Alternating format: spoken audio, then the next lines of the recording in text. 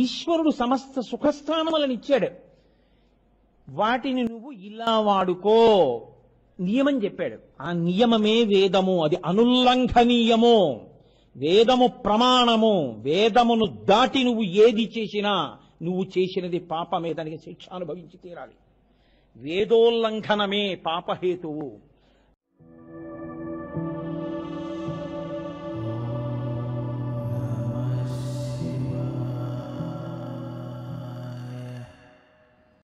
సుఖములకన్నిటికీ స్థానమైన వాడెవరో ఆయన శంభువు.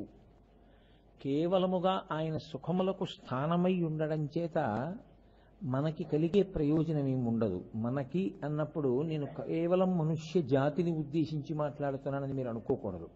సమస్త జీవకోటికి ఆయన సమస్త జీవకోటికి సుఖమును కల్పించడానికి ప్రధానంగా బ్రహ్మాండమునందు సుఖస్థానములను కల్పించి పిండాండమునందు జ్ఞానేంద్రియ సంఘాతమును ఏర్పాటు చేశాడు.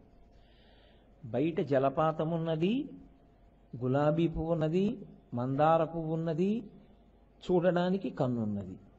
బయట వీణానాదమున్నది, ఇక్కడ వినడానికి చెవి ఉన్నది. బయట మధుర పదార్థమున్నది, దాని రుచి తెలుసుకొనుటకి ఇక్కడ నాలుక ఉన్నది.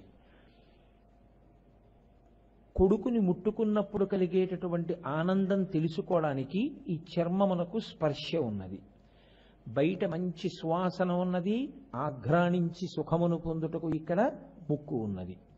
ఆయన బ్రహ్మాండమునందు ఏ సుఖస్థానములను ఉంచాడో వాటిని మీరు అనుభవించడానికి ఇక్కడ జ్ఞానేంద్రియ సంఘాతమును ఏర్పాటు చేశాడు.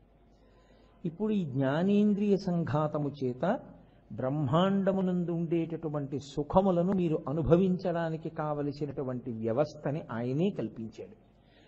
కాబట్టి సమస్త సుఖములు ఎవరి వలన మీరు అనుభవించగలుగుతున్నారు? కేవలముగా శంభుదేవుని యొక్క అనుగ్రహము చేత. ఆయన అలా అనుగ్రహించి ఉండకపోతే బ్రహ్మాండమునందు సుఖస్థానములు ఉండవు. వాటిని అనుభవించడానికి ఇక్కడ జ్ఞానేంద్రియములు ఉండవలసిన అవసరం కూడా ఉండదు.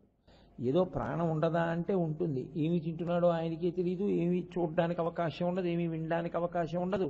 అలా ఒక కొండ చిలవ ఎలా పడుంటుందో అలా పడుంటాడంతే.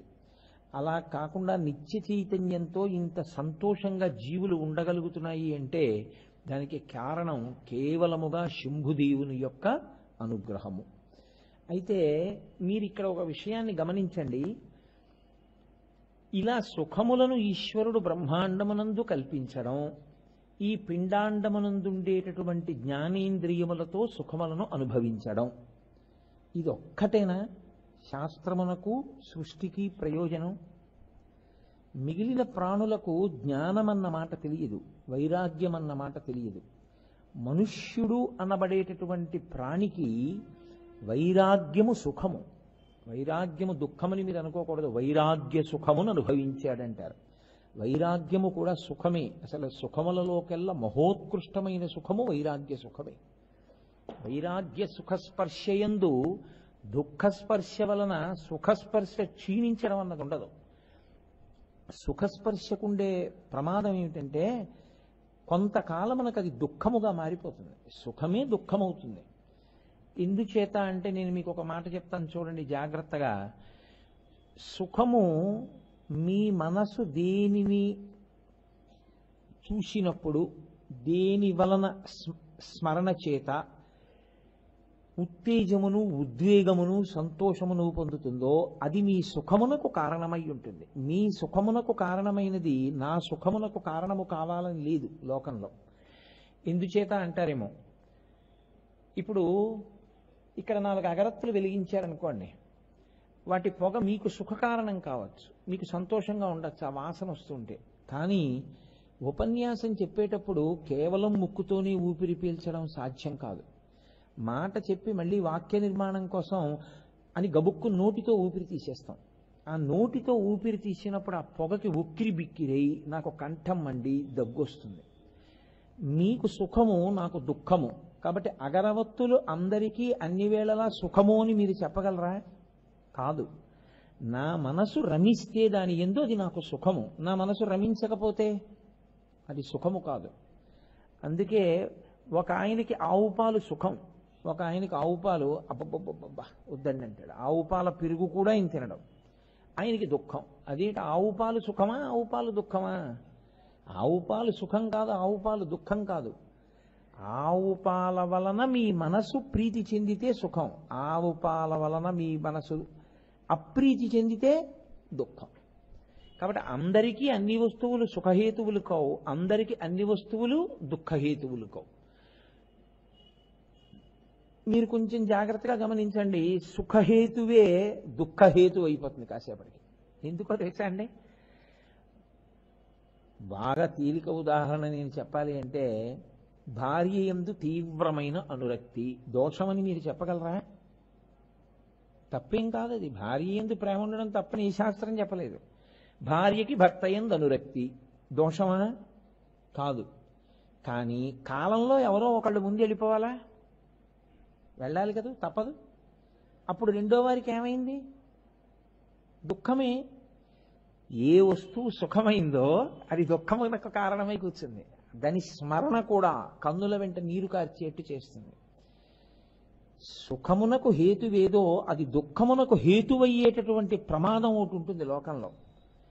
కానీ వైరాగ్యం ఉన్నవాడికి దుఃఖస్పర్శ కలగడం ఉండదు. వాడు ఎప్పుడూ సుఖముతోనే ఉంటాడు. ఎందుకో తెలుసా అండి? సంగదోషం ఉండదు ఆయనకి. అందుకే వైరాగ్యము సుఖమే. మీరు పట్టుకోగలిగారో లేదో మరి నేను చెప్పిన మాట. వైరాగ్యము దుఃఖమేం కాదు, వైరాగ్యము సుఖ దుఃఖాతీతమైన సుఖానుభవ స్థితి. అందుకే వైరాగ్యములో ఉన్నవాడు ఎప్పుడు సుఖంగానే ఉంటాడు, సంతోషంగానే ఉంటాడు. ఎందుకంటే ఆయనకి ఇది ఉన్నది, ఇది పోయినది, దాని బెంగ ఆయనకి లేని స్థితి. కాబట్టి ఒక మెట్టు పైకి ఎక్కాలి మనుష్యుడు ఒక్కడే. మిగిలిన ప్రాణులకి ఈ బాధ లేదు సుమండి. కుక్క ఉందనుకోండి, దాని బతికున్నంత కాలం సుఖం కోసమే దాని వెంపర్లాట. అయినా దానికి దుఃఖం వస్తుంటుంది, అది వేరు విషయం. ఎవరో కొడుతుంటారు, రాయి పెట్టి కొడతాడు, లేకపోతే ఏదో వస్తుంది, దాన్ని ఏదో చేస్తుంది, ఇంకో పెద్ద కుక్క వస్తుంది, దాన్ని కరుస్తుంది. దానికి ఉండే దుఃఖం దానికి ఉంటుంది. కానీ అది సుఖం కోసమే వెంపర్లాడుతుంది. మనిషి కూడా అలా సుఖం కోసమే వెంపర్లాడవచ్చా? తప్పకుండా అది దోషభూయిష్టమే. ఇంకా బ్రతికున్నంత కాలము సుఖాల కోసమే అంటే, ఇది బాగుందండి, ఇలా ఉండడం చాలా బాగుంది, ఎంతో సుఖంగా ఉంది, ఇలా ఉండడం ఎంత హాయిగా ఉందో అని అనుకోవద్దు. నీ అంత నువ్వుగా సుఖములను పరిత్యజించు. వానప్రస్థమన్న మాట అందుకే వచ్చింది. లేకపోతే మహారాజు గారి కర్మ కాలింది ఏమిటంటే, ఆయనకి ఏం శత్రువులు వచ్చి ఆయన సింహాసనం ఓడబీకే లేదు. ఆయన హాయిగా రాజ్య పదవిని అనుభవిస్తూ ఉండొచ్చు. మరి కొడుక్కి పట్టాభిషేకం చేసి ఎందుకు వెళ్ళిపోతున్నాడు రాజు వానప్రస్థానికి? అడవి కింద ఎందుకుంటున్నాడు అంటే, మీరు ఒకటి బాగా గుర్తుపెట్టుకోండి. కోట్ల కోట్ల కోట్ల కోట్ల మందిలో ఏ ఒక్కడో ఒక్క ప్రశ్న వేసుకోవడం మొదలు పెడతాడు. ఇది సుఖమా అని ఒక ప్రశ్న వేసుకుంటాడు. మిగిలిన వాళ్ళు ఎవరు వేరుస్మండి. నేను నిర్దాక్షిణ్యంగా చెప్పేస్తున్నాను. శంసనాత్ శాసనాత్ ఇది శాస్త్రం. అది చెప్పడానికి భయం ఏం పడకూడదు, ఉన్నది ఉన్నట్టే చెప్పాలంతే.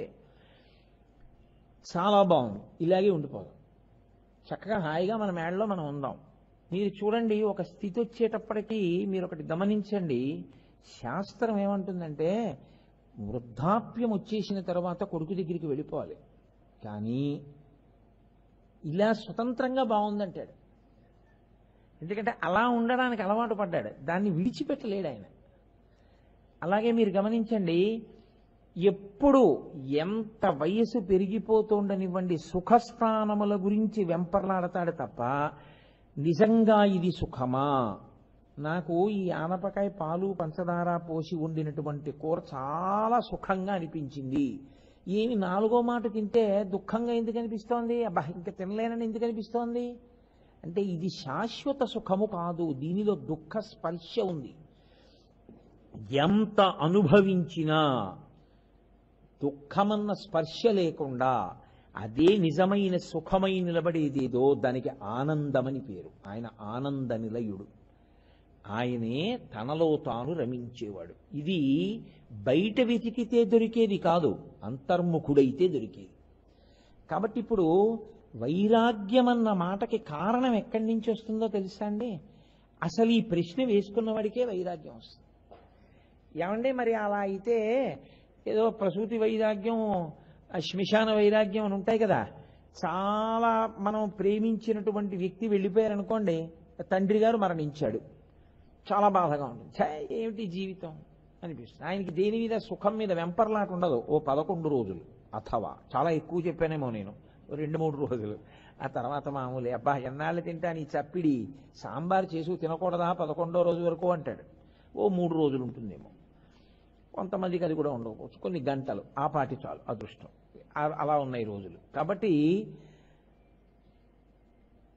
ఈ దుఃఖము వలన కలిగినటువంటి వైరాగ్యం ఏదైతే ఉందో అది శాశ్వతమైన వైరాగ్యము కాదు. అది ఏం చేస్తుందంటే వచ్చినట్టు వచ్చి పోతుంది. దాన్ని మందవైరాగ్యము అని పిలుస్తారు శాస్త్రంలో. మందవైరాగ్యం అంటే అప్పటికి కలుగుతుంది. ఏంటో ఇవన్నీ నాకు ఎందుకీ భావబంధాలంటాడు. పిల్లల్ని చూడాలని ఉంటుంది, వాళ్ళని రమ్మంటాడు, వాళ్ళు అంటారు మాకు ఖాళీ లేదంటారు. అప్పుడు అంటాడు భార్యతో, ఈ పిల్లలు పుట్టకపోయినా బాగుండేదంటాడు. మీరు నిజం అనుకుంటున్నారేంటి? పావు గంట ఉండదు ఆయనకు ఆ భావన. అది మందవైరాగ్యం అంటే కలిగినట్టు కలుగుతుంది. ఎందుకంటే సుఖమునందు తాదాత్మ్యత తీరక వాడు తను కోరుకున్నట్టు ఉండలేదని వచ్చిన వైరాగ్యం. వాడు తను కోరుకున్నట్టు ఉన్నాడు అనుకోండి, ఇంకా అలా ఉండాలి, ఇంకా అలా ఉండాలంటాడు. అంతే తప్ప వాడు నాకు అనుకూలంగా ఉంటున్నాడు, కొడుకుని చెప్పిన మాట అంతా వింటున్నాడు, అయినా ఇవన్నీ శాశ్వతమా ఈ అనుబంధాలు అంటే వైరాగ్యం వస్తుంది. అంతేకాని కొడుకు మాట వినలేదని వచ్చిన వైరాగ్యం కాదు, మందవైరాగ్యం అది. మరి ఎప్పుడు వస్తుంది అంటే పరిశీలన చేత వస్తుంది. ఈశ్వరుడి దగ్గర మొర పెట్టుకుంటే వస్తుంది. అయ్యా ఎన్నాళ్ళయ్యా నాకు ఈ తాపత్రయం, ఎన్నాళ్ళు అనుభవించమంటావు ఇలా? ఎప్పుడో 5వ ఏట తెలిసింది వంకాయ కూర వండితే మెంతికారం పెట్టి రుచిగా ఉంటుంది అని. 50వ ఏడు వచ్చింది. 45 సంవత్సరముల నుంచి ఆ రుచి కోసం వెంపర్లాడి తింటూనే ఉన్నాను. ఈ సుఖము సుఖమా అన్న భావన మాత్రం నాకు రాలేదు. ఈశ్వరా ఏమి చిత్రం, ఎన్నాళ్ళు ఇలా ఈ వెంపర్లాట ఉంచమంటావు నన్ను? నాకు ఈ వెంపర్లాట తీయవా? వంకాయ కూర మెంతి కారం పెడితే ఏమి, వంకాయ కొత్తిమీర కారం పెడితే ఏమి, ఏదో పదార్థం కడుపు నిండడానికి సాత్వికమైనటువంటి పదార్థము చాలు. పోని బొగ్గుళ్ళు తినేయక్కర్లేదు. మొక్క పిసరు ఉప్పు తక్కువైంది, గుండెలు బాధేసుకోకుండా ఏం పర్వాలేదు రాయ్ అని తినేయగలవా? ఈశ్వరుడు పదార్థం ఇచ్చాడు కదా, దాని పెద్ద రుచి కోసం వెంపర్లాడకుండా తిని చేయగడుక్కోగలవా? బాధపడుతూనో నటన కోసమో కాదు చూడండి, లోపల నిజంగా భావన వచ్చి, అది వైరాగ్యం. ఈ వైరాగ్య సుఖము నిమ్మని ఎవరిని అడగాలో తెలుసా అండి? ఆయన్నే అడగాలి. ఇది శంభునామమునందున్నటువంటి ప్రత్యేకత. ఈ సుఖము సుఖమా అన్న ప్రశ్న వేయించి వైరాగ్య సుఖమునివ్వగలిగిన వాడు కూడా శంభుదేవుడే.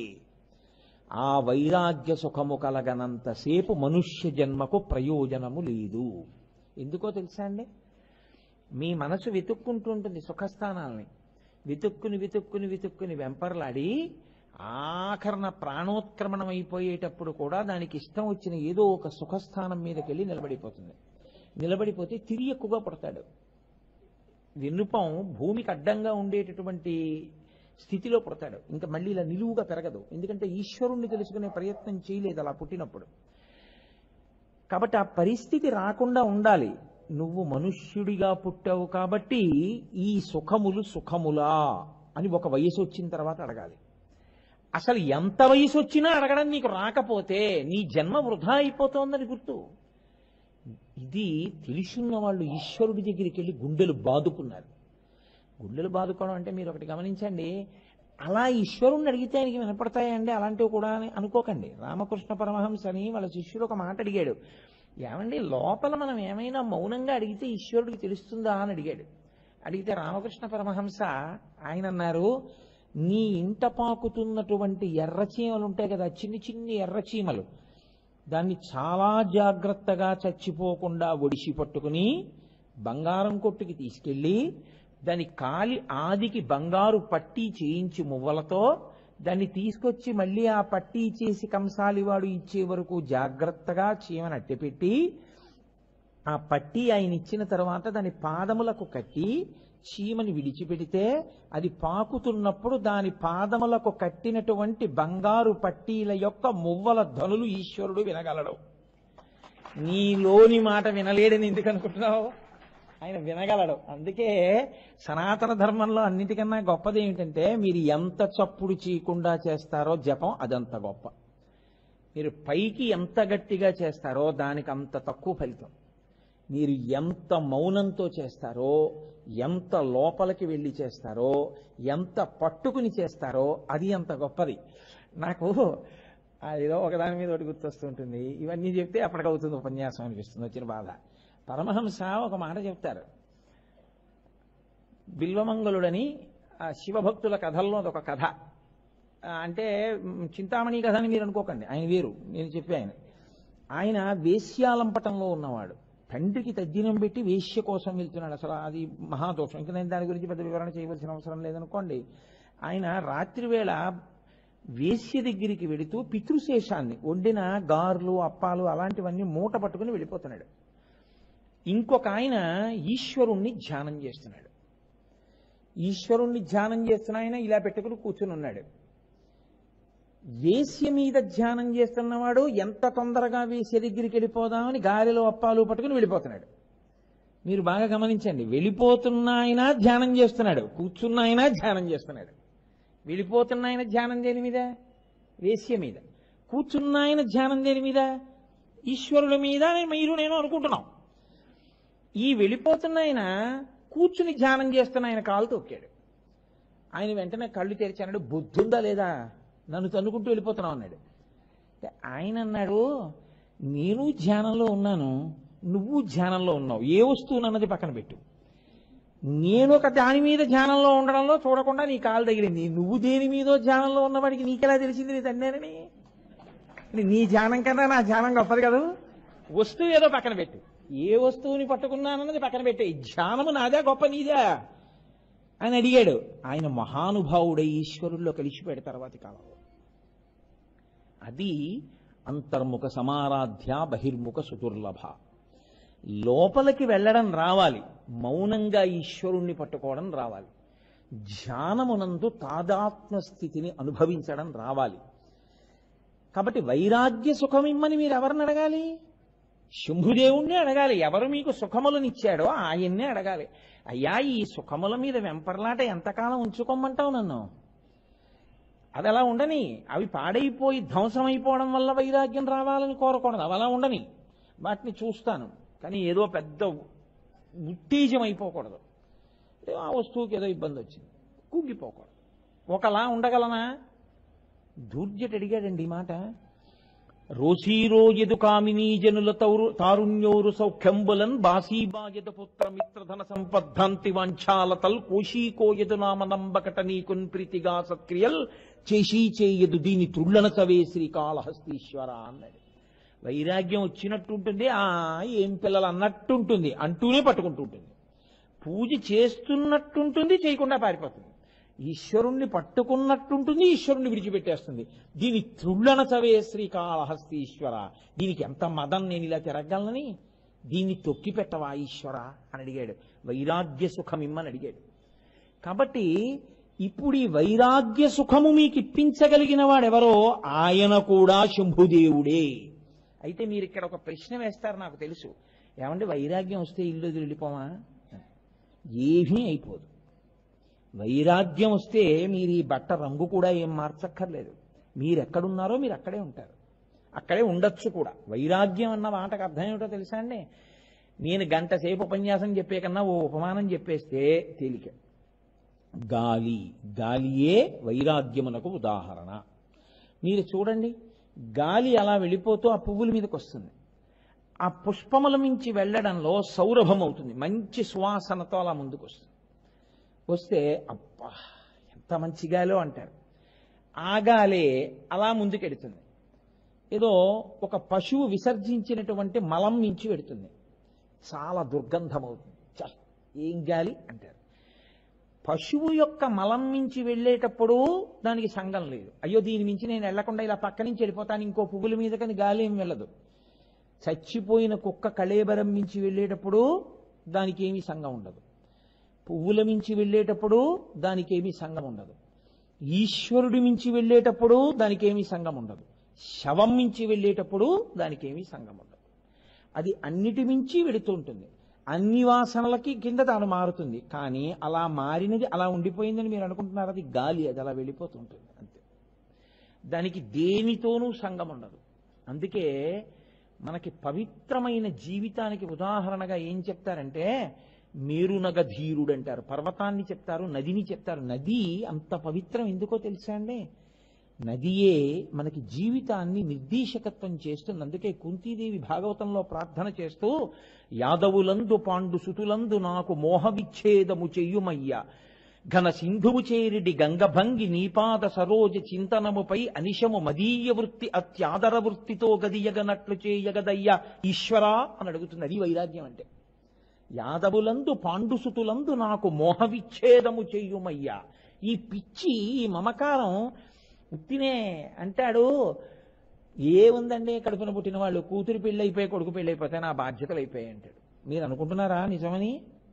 కూతురు పెళ్ళి అయిపోయాక అంటాడు, మనవడు పుట్టి వాడు చక్కగా అలా నాతో పాటు వచ్చి వాడు కారు దిగి వాడు గజేంద్ర మోక్షంలో పద్యాలన్నీ వాడికి వచ్చేసి వాడు నా కాళ్ళు ఎత్తుతూ వాడు ఒక్క ఊపిరి తీస్తే ఇంకా మళ్ళీ ఊపిరి పూర్తయ్యే లోపల పద్యాన్ని దమ్ము పట్టి వాడు చదువుతుంటే ఒక్కొక్క సమాసం పోతన గారు వేసింది.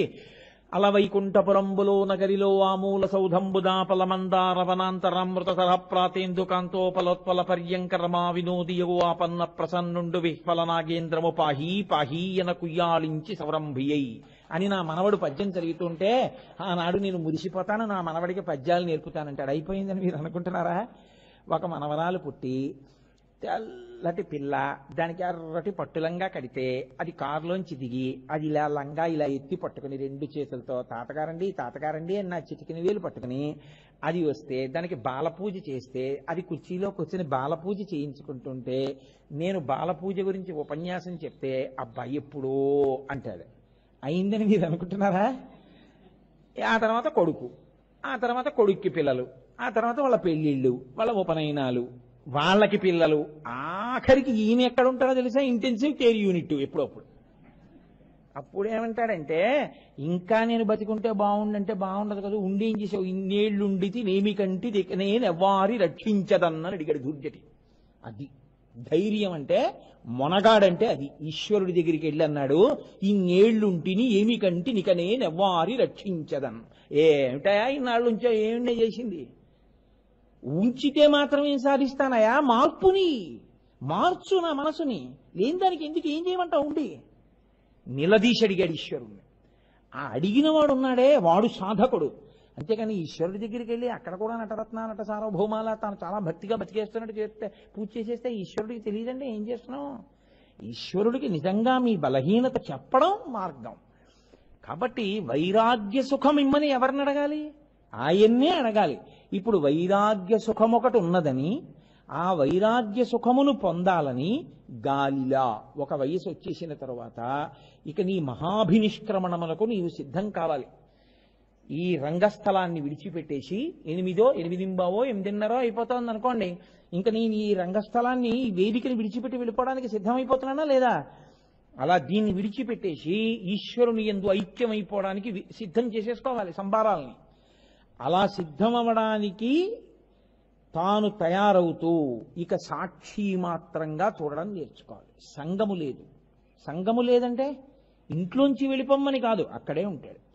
కోడలు పప్పులో ఉప్పేయడం మర్చిపోయింది, పెద్ద పెద్ద కేకలేసేయక్కర్లేదు, ఏం పర్వాలేదు, చాలా రోజులు తిన్నావు, 60 సంవత్సరములు ఉప్పు వేసిన పప్పు తిన్నావు, ప్రాణం పోతుందా ఇవాళ పప్పు తింటే? తిను, పర్వాలేదు. కాబట్టి ఉప్పు వేయలేదమ్మా నువ్వు అని కూడా అనడవు, పప్పు కలుపుకు తినేస్తాడు. మామయ్య గారు ఉప్పు వేయలేదు పప్పులో. అవునమ్మా గమనించాను, ఏమైందమ్మా? ఏం పర్వాలేదు, నువ్వు వేసుకుని తిను. మా మామగారు చాలా మంచివాడని సర్టిఫికెట్ కోసం కాదు, నువ్వు సంఘం లేకుండా బతకడం నేర్చుకోవడానికి. అయిన దానికి కాని దానికి వచ్చి ఏమిటి ఏమిటి ఏమిటి అనకు. నువ్వు ఈశ్వరుడి మీద మనసు జరిగేవి జరుగుతుంటాయి, సాక్షి మాత్రంగా చూస్తుండే. నీవు ఏం చెయ్యాలో అది నీకు అయిపోయింది. 60 ఏళ్ళు వచ్చాయి, ఆఫీస్ వాళ్ళు పంపించేశారు, కొడుకు కుట్టేశాడు, వాడు ఉద్యోగం వాడు చేసుకుంటున్నాడు, కోడలు వచ్చేసింది, వాడికి కొడుకు కుట్టేశాడు. ఇంకా ఎందుకు నీకు తాపత్రయం? నువ్వెవరిని పట్టుకోవాలో వాడిని వదిలేసి ఇవన్నీ ఎందుకు ఇంకా పట్టుకుంటావు? వాడిని పట్టుకో, వాణ్ణి పట్టుకుని ఉండి ఇవన్నీ ఏం వదిలేయద్దు, చక్కగా వెళ్ళు. నాకు వైరాగ్యం అండి, నేను ఎక్కడికి వెళ్ళండి అని ఏం అనక్కర్లేదు. కొడుకు పిలిచాడు వెళ్ళు, సంఘం ఏం లేదు, పొంగిపోవద్దు. ఎక్కడ పొంగో తెలుసా నీకు? అన్నిటా ఈశ్వరుణ్ణే చూస్తుండు. ఈశ్వరుణ్ణి చూసి ఈశ్వరుడితో అనుబంధం పెట్టుకుని ఉండు. పొంగు లేదు, కుంగు లేదు, గాలి ఎలా ఉందో అలా ఉంటావు. దానికి వైరాగ్య సుఖమని పేరు. ఇప్పుడు ఇది ఇచ్చేవాడెవరు? తీసుకొచ్చి చెప్పేవాడెవరు? ఇలా ఉంటే నీకు సాధనలో వైరాగ్యం వస్తుందని ఎవడు చెప్తాడు? రెండు ఉండాలి. ఒకటి శాస్త్రం ఉండాలి, శాస్త్రమును చెప్పడానికి గురువు ఉండాలి కదండి. మొదట శాస్త్రమును తాను చదువుకున్నవాడై ఉండాలి. తాను చదువుకుని నేనింత కష్టపడి చదువుకున్నాను, ఎందుకు వచ్చిందండి నాకు ఈ ప్రారంభం, నేనెందుకు చెప్పడం అనేటటువంటి బాధగా కాకుండా చెప్పడం తన కర్తవ్యంగా, ఏ ప్రతిఫలాపేక్ష లేకుండా చెప్పడం తన కర్తవ్యమని చెప్పగలిగినటువంటి గురువు ఒకడు నీకు దొరకాలి. అలాంటి గురువు దొరికితే శాస్త్రం నీకు అందుతుంది. లేకపోతే శాస్త్రమునందున్నవి నీకెలా అందుతాయి? మోక్షం ఎలా అందుతుంది? మనుష్య జన్మ ప్రయోజనం ఈ జన్మలో కాకపోతే వచ్చే జన్మకైనా ఓ అడుగు ముందుకు ఎలా వేస్తావు? ఈ రెండూ కావాలి. ఇప్పుడు ఈ రెండెవరివ్వాలి? మళ్ళీ శంభుదేవుడే ఇవ్వాలి కదండి, ఆయనే ఇవ్వాలి. అందుకే ఆయన ఏం చేశాడో తెలుసా అండి? వేదమును ఇచ్చాడు. ఇలా బ్రతుకు వేదమునిచ్చాడు. ఇప్పుడు ఒకానొకప్పుడు ఆయన ఎక్కడికో వెళ్ళి చెట్టు కింద కూర్చున్నాడు. అసలు ఆశ్చర్యం ఏమిటో తెలుసా అండి? శాస్త్రంలో వేదం ఎంత గహనంగా మాట్లాడుతుందంటే, సుఖమునకు ప్రారంభ స్థానము తల్లి. ఎందుకో తెలుసా అండి? అమ్మ కడుపులోంచి మీరు బయటికి రాగానే, అమ్మ కడుపులోంచి బయటకు వచ్చాను ఈవిడమ్మ అని మీకేం తెలియదు. మీకు సమస్త ప్రపంచము కొత్తే. ఇక్కడి నుంచి మొట్టమొదటిసారి అమెరికా వెళ్ళి ఎవ్వరూ తెలియకుండా దేశంలో నేల మీద అడుగుపెట్టి నిలబడిన వాడికే అంత భయం ఉంటే, అసలు ఈ ప్రపంచంలో ఎవ్వరితో మాట్లాడడం రాదు, బాధ చెప్పుకోవడం రాదు, ఎవ్వరితో పరిచయం లేదు, ఏమీ తెలియదు. ఆ ప్రాణి మొట్టమొదట ఈ భూమి మీదకి వచ్చినప్పుడు దోమ కుడితే ఇది దోమ, దీన్ని నేను ఇలా కొట్టచ్చో అంటే చెయ్యి సహకరించదు, ఆ చెయ్యి ఇలా కొట్టదు, నోటితో చెప్పలేవు, మలమూత్రములు విసర్జించేస్తావు. అంత బలహీనమైన స్థితిలో తొండపిల్లలా వచ్చి నువ్వు ఈ భూమి మీద పడితే ఎవ్వరూ తెలియని స్థితిలో, వెలుతురన్నది నీకు తెలియదు, కటిక చీకట్లో ఉన్నావు అమ్మ కడుపులో. బయటికి రాగానే అన్ని లైట్ల వెలుతురు ముందు. అసలు ఆ వెలుతురికే ఆ గుడ్లిలా మూసుకుపోయి ఆ చిన్ని చిన్ని కళ్ళంత వెలుతురు, అంతంత పెద్ద పెద్ద ఆకారాలు చూసి ఎంత భయాన్ని ఎంత ఉద్వేగాన్నో పొందుతాయి.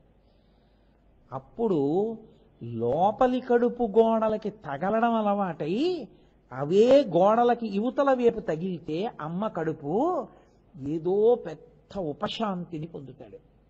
పొంది నాకు ఒక రక్షకురాలు దొరికింది, అమ్మయ్యా ఈవిడ నన్ను రక్షిస్తుంది, ఎక్కడో ఒక మౌన భావన, మూగ భావన. ఇక్కడ ప్రారంభం సుఖం, ఇక్కడ ప్రారంభం సుఖస్థానము. ఎవరిచ్చారు నీకు సుఖస్థానాన్ని? తల్లిని. ఎవరిచ్చారు ఆ గర్భవాసాన్ని? ఎవరు ప్రవేశపెట్టారు ఆ కడుపులో నిన్ను పిండాన్ని? ఆయనే ఈశ్వరుడు. సుఖస్థానమైన తల్లితో ప్రారంభం. ఆ తర్వాత అమ్మంది, పిచ్చాడా, నీకు నాకు కూడా రక్షకుడు వేరొకడున్నాడు, ఈయన అని. ఈయన నీ తండ్రి, నన్ను నువ్వను, ఆయన్ని మీరను, నాన్నగారు మీరను, నన్ను అమ్మా నువ్వను అని నేర్పింది. ఇప్పుడు నాకు సుఖస్థానము తండ్రి. ఆయన వేలు పట్టుకున్నాడు. మా నాన్నగారు ఉన్నారు, నాకు భయం లేదన్నాడు. ఏదో భయం వేసింది. నాన్నగారండి నాన్నగారండి నాకు భయం వేస్తోందండి, నాన్నగారండి నాన్నగారండి నాన్నగారండి నాన్నగారండి నాన్నగారికి చెప్పుకోవడం నేర్చుకున్నాడు. తర్వాత అన్న, తమ్ముడు, సుఖస్థానములు తెలిసాయి. అసలు నీకు ప్రపంచంలో మొదటి సుఖస్థానమైన తల్లిని తండ్రిని ఇచ్చిన వాళ్ళు ఎవరు? ఈశ్వరుడే. ఇంకెవరిచ్చారు? శంభు అంటే అది. గుడికి ఎందుకు వెళ్ళాలని చెప్పిందో తెలుసా అండి శాస్త్రం? మీ కంటికి కనపడక మీకు గొప్ప ఉపకారం చేసేస్తున్నాడు అనుకోండి ఒక ఆయన, మీకు ఎప్పుడో అప్పుడు ఆయనోసారి చూద్దాం అనిపిస్తుందా అనిపించదా? నేను ఈ విషయం గొప్పగా చెప్పట్లేదు. నాకు కొన్ని ఫోన్లు వస్తుంటాయి. ఆ ఫోన్ మా గోపాలకృష్ణ గారికి తెలుసు. ఆ ఫోన్ ఎత్తుతాను నేను. ఎవరండి మాట్లాడేది అంటారు. గురువు గారు ఉన్నారా అండి? కోటేశ్వరరావు గారు అంటారు. అమ్మా నేను కోటేశ్వరరావునే మాట్లాడుతున్నానంటాను. అనగానే ప్రత్యేకించి విదేశాల నుంచి ఫోన్ చేసేవాళ్ళు 5-10 నిమిషాలు వెక్కి వెక్కి ఏడిచేస్తారు వాళ్ళు. నేను అలాగే అలవాటు పడిపోయాను కదా, మొదట్లో కంగారు పడేవాడిని. వింటాను, అమ్మా ఎందుకంత ఉద్వేగపడతారు అంటాను. అయ్యా ఏవో మీ సీడీలు మేము ఇంతకాలం నుంచి వింటున్నాం, మీ మీద ఇంత భక్తి పెంచుకున్నాం, మేము ఎప్పుడైనా కోటేశ్వరరావు గారితో ముఖాముఖి మాట్లాడతామా అనుకున్నాం, ఏదో నెంబర్ దొరికింది, ఎప్పుడో ఫోన్ చేశాం, మీరే ఎత్తి మాట్లాడుతుంటే మేము ఆ ఉద్వేగాన్ని తట్టుకోలేకపోయామంటారు. ఆ ప్రేమ చూడండి మీరు. అయినప్పుడు ఇన్ని చేస్తున్న ఈశ్వరుడు నాకు తల్లినిచ్చినవాడు, అమ్మ కడుపులో పడుకోబెట్టినవాడు, బయటికి తోసినవాడు, అమ్మ కడుపు గోడ తగిలినప్పుడు నేను ఆ రోజున ఉపశాంతి పొందేట్టు చేసినవాడు, నాన్నగారి వేలు నాకు అందించినవాడు, నాకు విద్యనిచ్చినవాడు, నాకు ఇన్ని సుఖములు ఇచ్చినవాడు, వాడిని ఒకసారి చూద్దామని మీకు అనిపించింది అనుకోండి, అప్పుడు మీరు గుళ్ళోకి వెళ్ళి నించోడానికి ఒకలా ఉంటుంది, అది లేకుండా మీరు గుళ్ళోకి వెళ్ళడం ఓలా ఉంటుంది. అప్పుడు మీరు వెళ్ళినప్పుడు ఒక ఉద్వేగం, ఒక భావోద్వేగం. అందుకే అన్నమయ్య అందమైన మాట అంటాడు, గులు తిరిగిన దొంగ గూ గూ గూ వాడు గుడిలోనే దాగేనే గూ గూ గూ అంటాడు. కనపడకుండా చేసేవాడు దొంగ. ఊపిరి తీస్తాడు కనపడడు, తిన్నది జీర్ణం చేస్తాడు కనపడడు, శక్తినిస్తాడు కనపడడు, మేధాశక్తినిస్తాడు కనపడడు, బిడ్డల్నిస్తాడు కనపడడు, కీర్తినిస్తాడు కనపడడు, తన గురించి చెప్పిస్తాడు తాను కనపడడు. సాకారంబుగా చూపవే చిన్నీరేజ విహారమత్త మధుపా శ్రీకాళహస్తీశ్వర అని ఏడిచాడు దుర్జటి, ఒక్కసారి కనపడవా తండ్రి అని. అలాంటి వాడు ఇక్కడే ఉన్నాడు అని మీరు ఆ గుళ్ళోకి వెళ్ళి చూసి, ఇదిగో ఇక్కడకొచ్చి నక్కి కూర్చున్నాడు వైడే ఇన్ని ఉపకారములు చేస్తున్నవాడు అని మీరు వాణ్ణి చూసినప్పుడు మీకు ఎంత ఉద్వేగం కలిగి, ఎంత రోమాంచితమై, ఎంత ఆనందం కలుగుతుంది. ఆ భావోద్వేగంలో మీ కన్నుల వెంట నీళ్లు కారుతుండగా అలా చూస్తూ మీరు ఉండిపోయారనుకోండి, మీ నోట మాట రాక పూజ స్తంభించిపోయింది అనుకోండి, ఆనాడు మీరు పూజ చేసినట్టు. అసలు ఆ భావోద్వేగం జీవితంలో కలగనేపోతే ఆయన ఉపకారము మీకు స్మరణకు అందలేదు, కృతజ్ఞతతో కూడిన బ్రతుకని గుర్తు. కాబట్టి ఎవరివ్వాలి వైరాగ్యం? ఆయనివ్వాలి వైరాగ్యం, ఆయనివ్వాలి భక్తి. ఆ భక్తి అందుకే రామకృష్ణ పరమహంస ఒక మాట అంటారు, ఆ ప్రశ్న వెయ్యగా వెయ్యగా వెయ్యగా వచ్చేటటువంటి వైరాగ్యం నీటి చుక్క చుక్క చుక్క చుక్క వచ్చినట్టేం రాదు. అది వస్తే హఠాత్తుగా ఒక ప్రవాహం వచ్చినట్టే వస్తుంది. వైరాగ్య does not come drop by drop, it comes like an ocean అంటారు ఆయన. అదొక మహాసముద్రంలో వస్తుంది. ఆయన ఒక ఉపమానం చెప్తుండేవారు, ఒక భార్యాభర్తలు ఉండేవారు. ఆయన బావమరిది వాళ్ళ ఇంటికి వచ్చాడు. ఆయన రోజు ప్రవచనానికి వెళుతుండేవాడు, బావగారితో ప్రవచనానికి వెళ్ళేవాడు. ఆయన రోజు ప్రవచనం ఇంటికి వచ్చి ఆయన ఏదో కాళ్ళు చేతులు కడుక్కుని మామూలుగా పలహారం చేసి పడుకునేవాడు. ఈ బావమరిది మాత్రం ఇంటికి వచ్చి, అక్క బావగారు ఏం చెప్పారనుకుంటున్నావు, మహానుభావుడు, అబ్బబ్బబ్బబ్బా నాది చెప్పేవాడు ఇది చెప్పేవాడు, అక్క బావగారి మాటలు వింటుంటే ఎందుకు ఈ జీవితం అనిపిస్తోంది అక్క, నేను తపస్సు చేసుకోవాలి అక్క, అసలు ఈ పెళ్లి అవి నాకు వద్దంటుండేవాడు. రోజు పడుకునేటప్పుడు భార్య అనేది, ఏమండి మీరు ఇలా చెప్తున్నారు, వాడి మనసులో వైరాగ్యం వచ్చేస్తోంది, వాడు ఏమి చేసేస్తాడో ఏమిటో నాకు భయంగా ఉందంటుండేవాడు. ఆయన అనేవాడు పడుకోబోయే ముందు ఉత్తరీయం తీసి పక్క దులుపుకుంటూ, నిజంగా వైరాగ్యం వచ్చి వెళ్ళిపోయేటటువంటి వాడు ఇన్ని మాటలు మాట్లాడడే, బెంగ పెట్టుకోకనేవాడు. ఆఖరికి ఆవిడ అలా అడుగుతూనే ఉంది. ఓ రోజు ఆయన అన్నాడు పక్క దులుపుకుంటున్నవాడు, వైరాగ్యం వచ్చిన వాడు ఇన్ని మాటలు మాట్లాడు, ఉత్తరీయం తీసి ఇలా బారేసి ఇదిగో ఇలా వెళ్ళిపోతాడు అని చెప్పి, ఇదిగో నేను మళ్ళీ వేసేసుకున్నట్టే వైరాగ్యం అంటాడు. ఆయన ఉత్తరీయం తీసి అలా బారేసి బయటికి వెళ్ళిపోయాడు. ఆవిడ అనుకుంది ఇలా వెళ్ళిపోతాడని చెప్తున్నాడు అనుకుంది, ఆయన మళ్ళీ రాలేదు ఇంకా. అది వైరాగ్యం. కాబట్టి అది ఈశ్వరానుగ్రహం. అది రావాలంటే శాస్త్రం ఉండాలి, గురువు ఉండాలి. ఆ బోధ పడగా పడగా పడగా ఒక రాతిలోంచి ఈశ్వర మూర్తిని తీసుకొచ్చే శిల్పి ముందు దాన్ని గౌరవంగా ఏం చెక్కడో, ఆ బండెక్కి కూర్చుని చెక్కేస్తాడు శుభ్రంగా. ఆఖరణ కళ్ళు చెక్కేటప్పుడు చిన్న ఉలి పెట్టుకుని చెక్కుతాడు, ఎంత జాగ్రత్తగానో చెక్కుతాడు. ఇప్పుడు దానికి జలాధివాసం, ధాన్యాధివాసం, పుష్పాధివాసం అన్నీ పూర్తయిపోయి ప్రతిష్ఠ అయిపోయింది. ఏమయ్యా చెవి దగ్గర చిన్న బొడి పొండిపోయింది, ఒక్కసారి నిచ్చెన వేసుకుని కొట్టేయన్నారు అనుకోండి, నీకు బుద్ధి ఉందా, అది ఈశ్వరుడయా అంటాడు తప్ప అది శిల అనడు. గురువు అంటే ఏమిటో తెలుసా అండి? ఒక్కొక్క పెచ్చు ఊడగొడతాడు. కొట్టిన చోటే కొట్టవలసి ఉంటుంది శిల్పి. అందుకే గురువు గారు చెప్పే ప్రవచనాలకి పునరుక్తి దోషం ఉండదు. మళ్ళీ చెప్పింది చెప్పారని అనకూడదు. ఎందుకో తెలుసా? కొట్టిన చోట కొట్టాలి.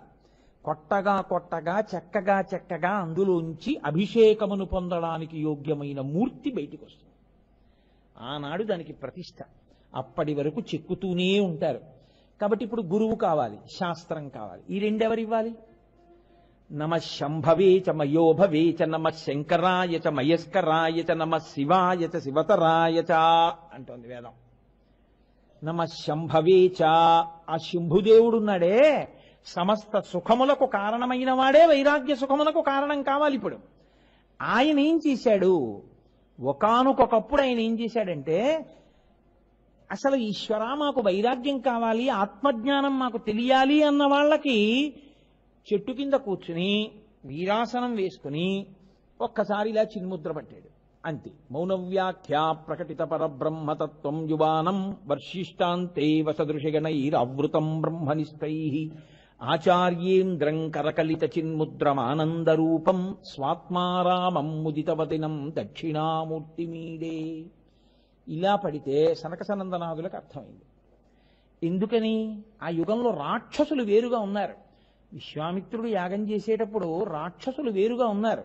అందుకని వాళ్ళు వస్తున్నారు, యజ్ఞం బాడి చేస్తున్నాడని రాముడికి చెప్పాడు. రాక్షసులు ఇక్కడే ఉంటే ఎవరికి చెప్తాడు? యజ్ఞమే చేయడం కుదరదు అసలు కదండి. కలియుగం వచ్చేటప్పటికీ రాక్షసులు బయట ఉండరు, ఇక్కడే చేరుతారు. కామక్రోధస్య లోభస్య దేహే తిష్టంతి తస్కరాః జ్ఞానరత్నాపహారాయ తస్మాత్ జాగ్రత్త.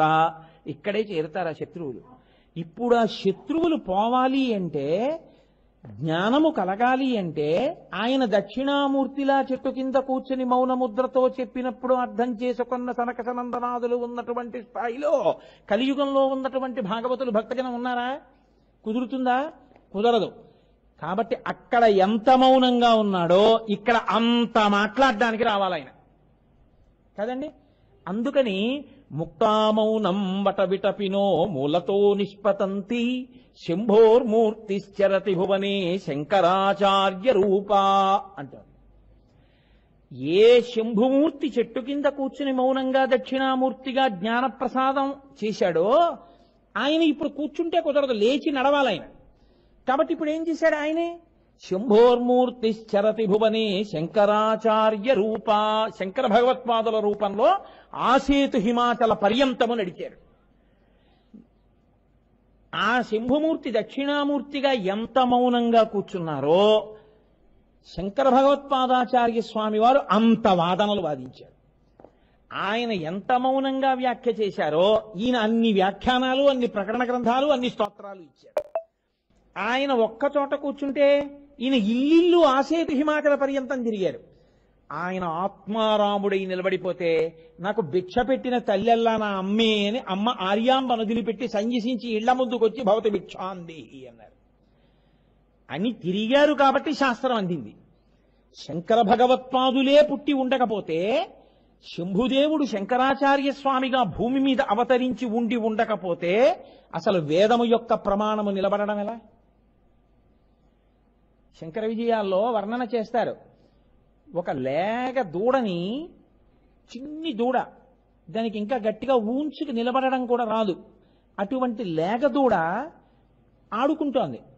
చుట్టూ ఒక 25 వేట కుక్కలు చేరి నాలుకలు జాపి కోరలు చూపిస్తున్నాయి. ఇప్పుడు ఆ దూడకి పారిపోవడం కూడా రాదు, పడిపోతుంది అది.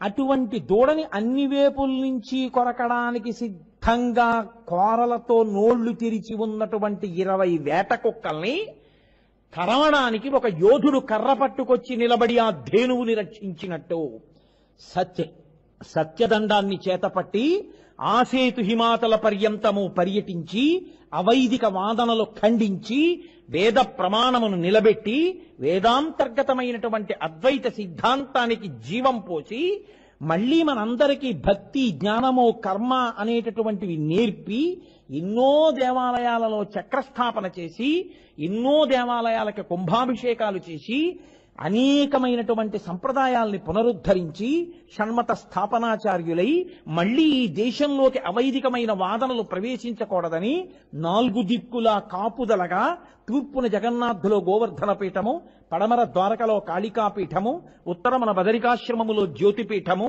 దక్షిణమున శృంగగిరిలో శారదాపీఠము పెట్టి కంచి పీఠాన్ని అధివసించి 32 సంవత్సరముల జీవిత కాలంలో జగద్గురువై మహానుభావుడై శృతి స్మృతి పురాణానాం ఆలయం కరుణాలయం నమామి భగవత్పాద శంకరం లోకశంకరం అని ఏ మహానుభావుడి పాదములకు నమస్కరిస్తే శృతి స్మృతి పురాణములు అయోమయం లేకుండా భాషిస్తాయో అటువంటి జగద్గురువై లోకమును రక్ష చేయడానికి భూమి మీదకి దిగొచ్చి నడిచి శాస్త్రమును అందించినటువంటి జగద్గురువుగా నిలబడినటువంటి మహాపురుషుడు శంకర భగవత్పాదాచార్య స్వామి.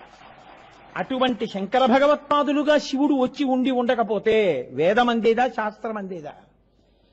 వేదము శాస్త్రము ఇచ్చినవాడు శంభుదేవుడే, వాటిని మళ్లీ ప్రజలకు అందించినవాడు గురు రూపంలో శంభుదేవుడే. కాబట్టి ఇప్పుడు నమ శంభవేచ మయోభవేచ నమ శంకరాయచ మయస్కరాయచ నమ శివాయచ శివతరాయచ. ఆ గురువు మయస్కరాయచ జ్ఞానమిచ్చేటటువంటి గురువుగా శంకరాయచ శంకరాచార్యులు వారే వస్తున్నారు. ఎలా తెలుసు శంకరాచార్యులు వారని? నమ శంకరాయచ అంటే అది శంకరాచార్యులు వారే అని ఎలా చెప్పగలరు మీరు? రుద్రాధ్యాయంలో ఎదుర్వేదంలో మంత్రంలో ఒక మాట ఉంది, నమ కపర్దినీచ వ్యుక్త కేశాయచ అని. కపర్దినీచ అంటే పెద్ద జటాజూటం ఉన్నవాడు, వ్యుక్త కేశాయచ బోడి గుండుతో ఉన్నవాడు. జటాజూటంతో ఉన్న శివుడు అందరికీ తెలుసు, బోడిగుండుతో శివుడు ఉండడం ఎవరైనా చూశారా? ఎక్కడా లేదు. మరి ఎవరు? శంకరాచార్యులు వారే బోడిగుండుతో ఉన్న శివుడు. శివుడే శంకరులుగా వచ్చారు, ఆయన వలనే జ్ఞానం అందుతుంది చెప్తోంది. ఆయనే వచ్చారని చెప్పగలిగిన దక్షుడెవరు? ఎవరు చెప్పారు ఆ మాట?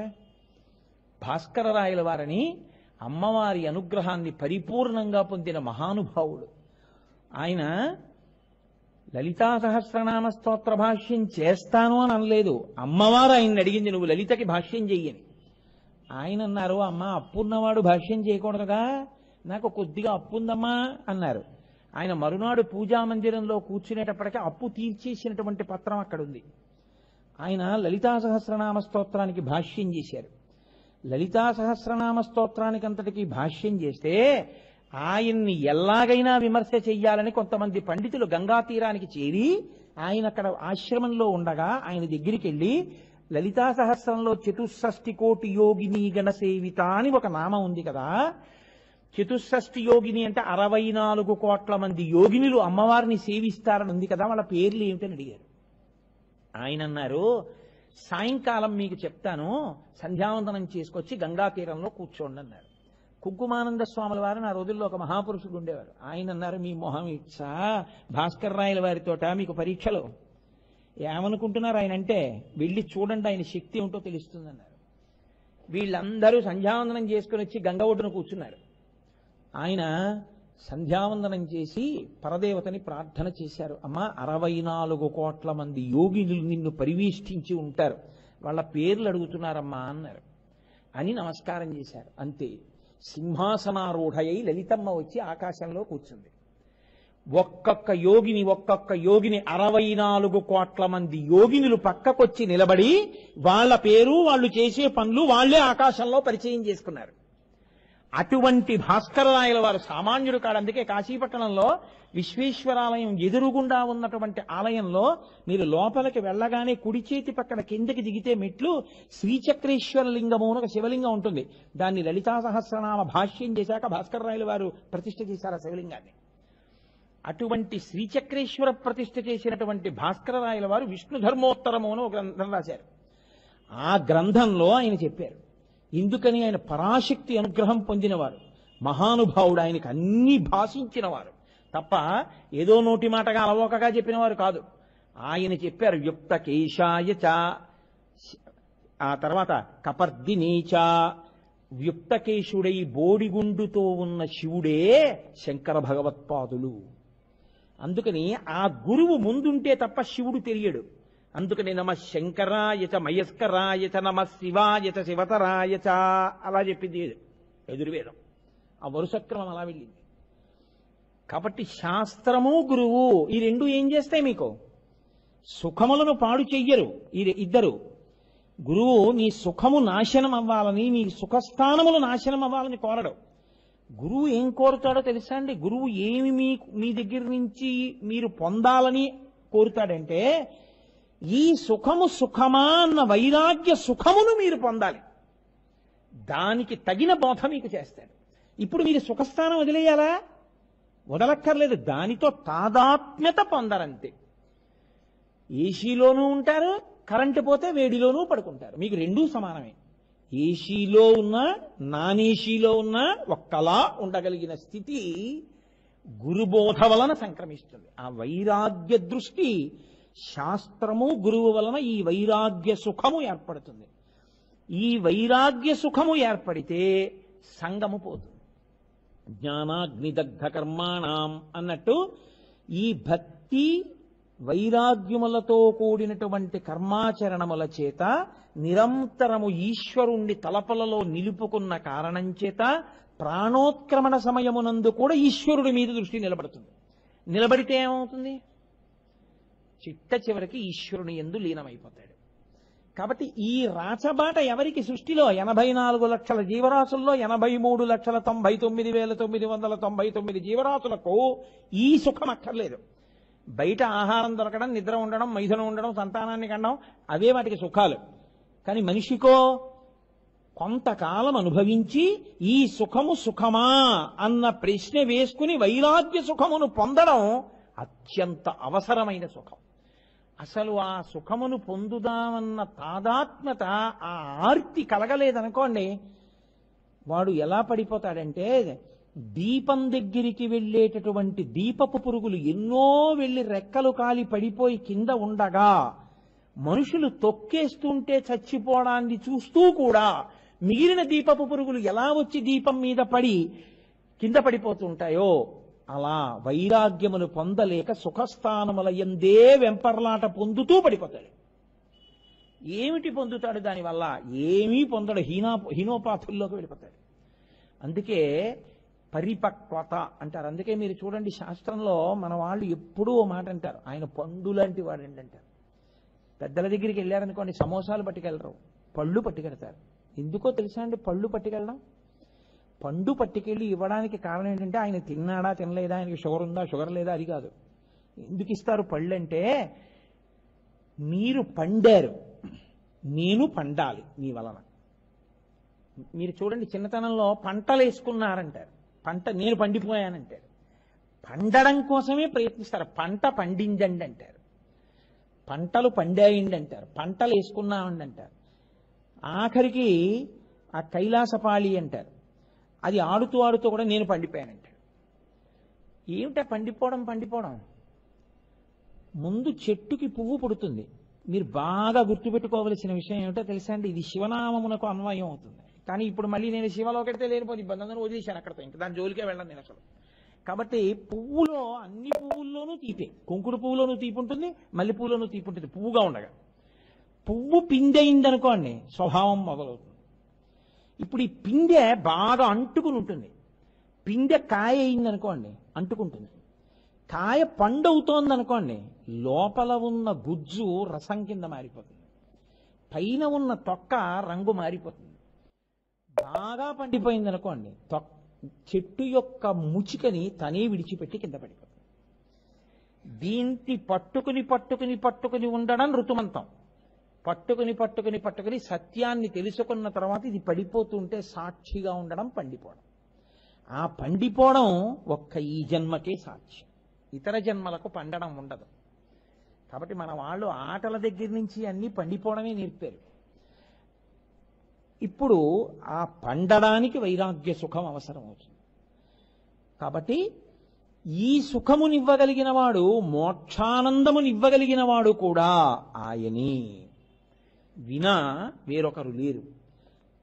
కాబట్టి ఇప్పుడు మీకు ఎక్కడి నుంచి ఎక్కడి వరకు సుఖములను ఇవ్వగలిగిన వాడై ఉన్నాడు శంభుదేవుడంటే, నీకు బాహ్యంలో బ్రహ్మాండంలో సుఖాల్ని పిండాండంలో అనుభవించడానికి జ్ఞానేంద్రియాల్ని బ్రహ్మాండ సుఖాల్ని పిండాండంతో అనుభవిస్తూ ఈ సుఖము సుఖమా అన్న ప్రశ్న వేసుకునేటటువంటి అవకాశాన్ని, దాని వలన వైరాగ్యాన్ని, వైరాగ్యం వలన సంగము లేని జీవితాన్ని, సంగము లేని జీవితం వలన మోక్షాన్ని పొందగలిగినటువంటి భక్తితో కూడిన కర్మాచరణము వలన జ్ఞానమును పొంది, జ్ఞానము వలన మోక్షమును పొందగలిగినటువంటి అద్భుతమైన స్థితిని కల్పించగలిగినటువంటి కంటికి కనపడని అవ్యక్తమైన ఒక పరమాత్మ యొక్క స్వరూపమునకే శంభుదేవుడని పేరు.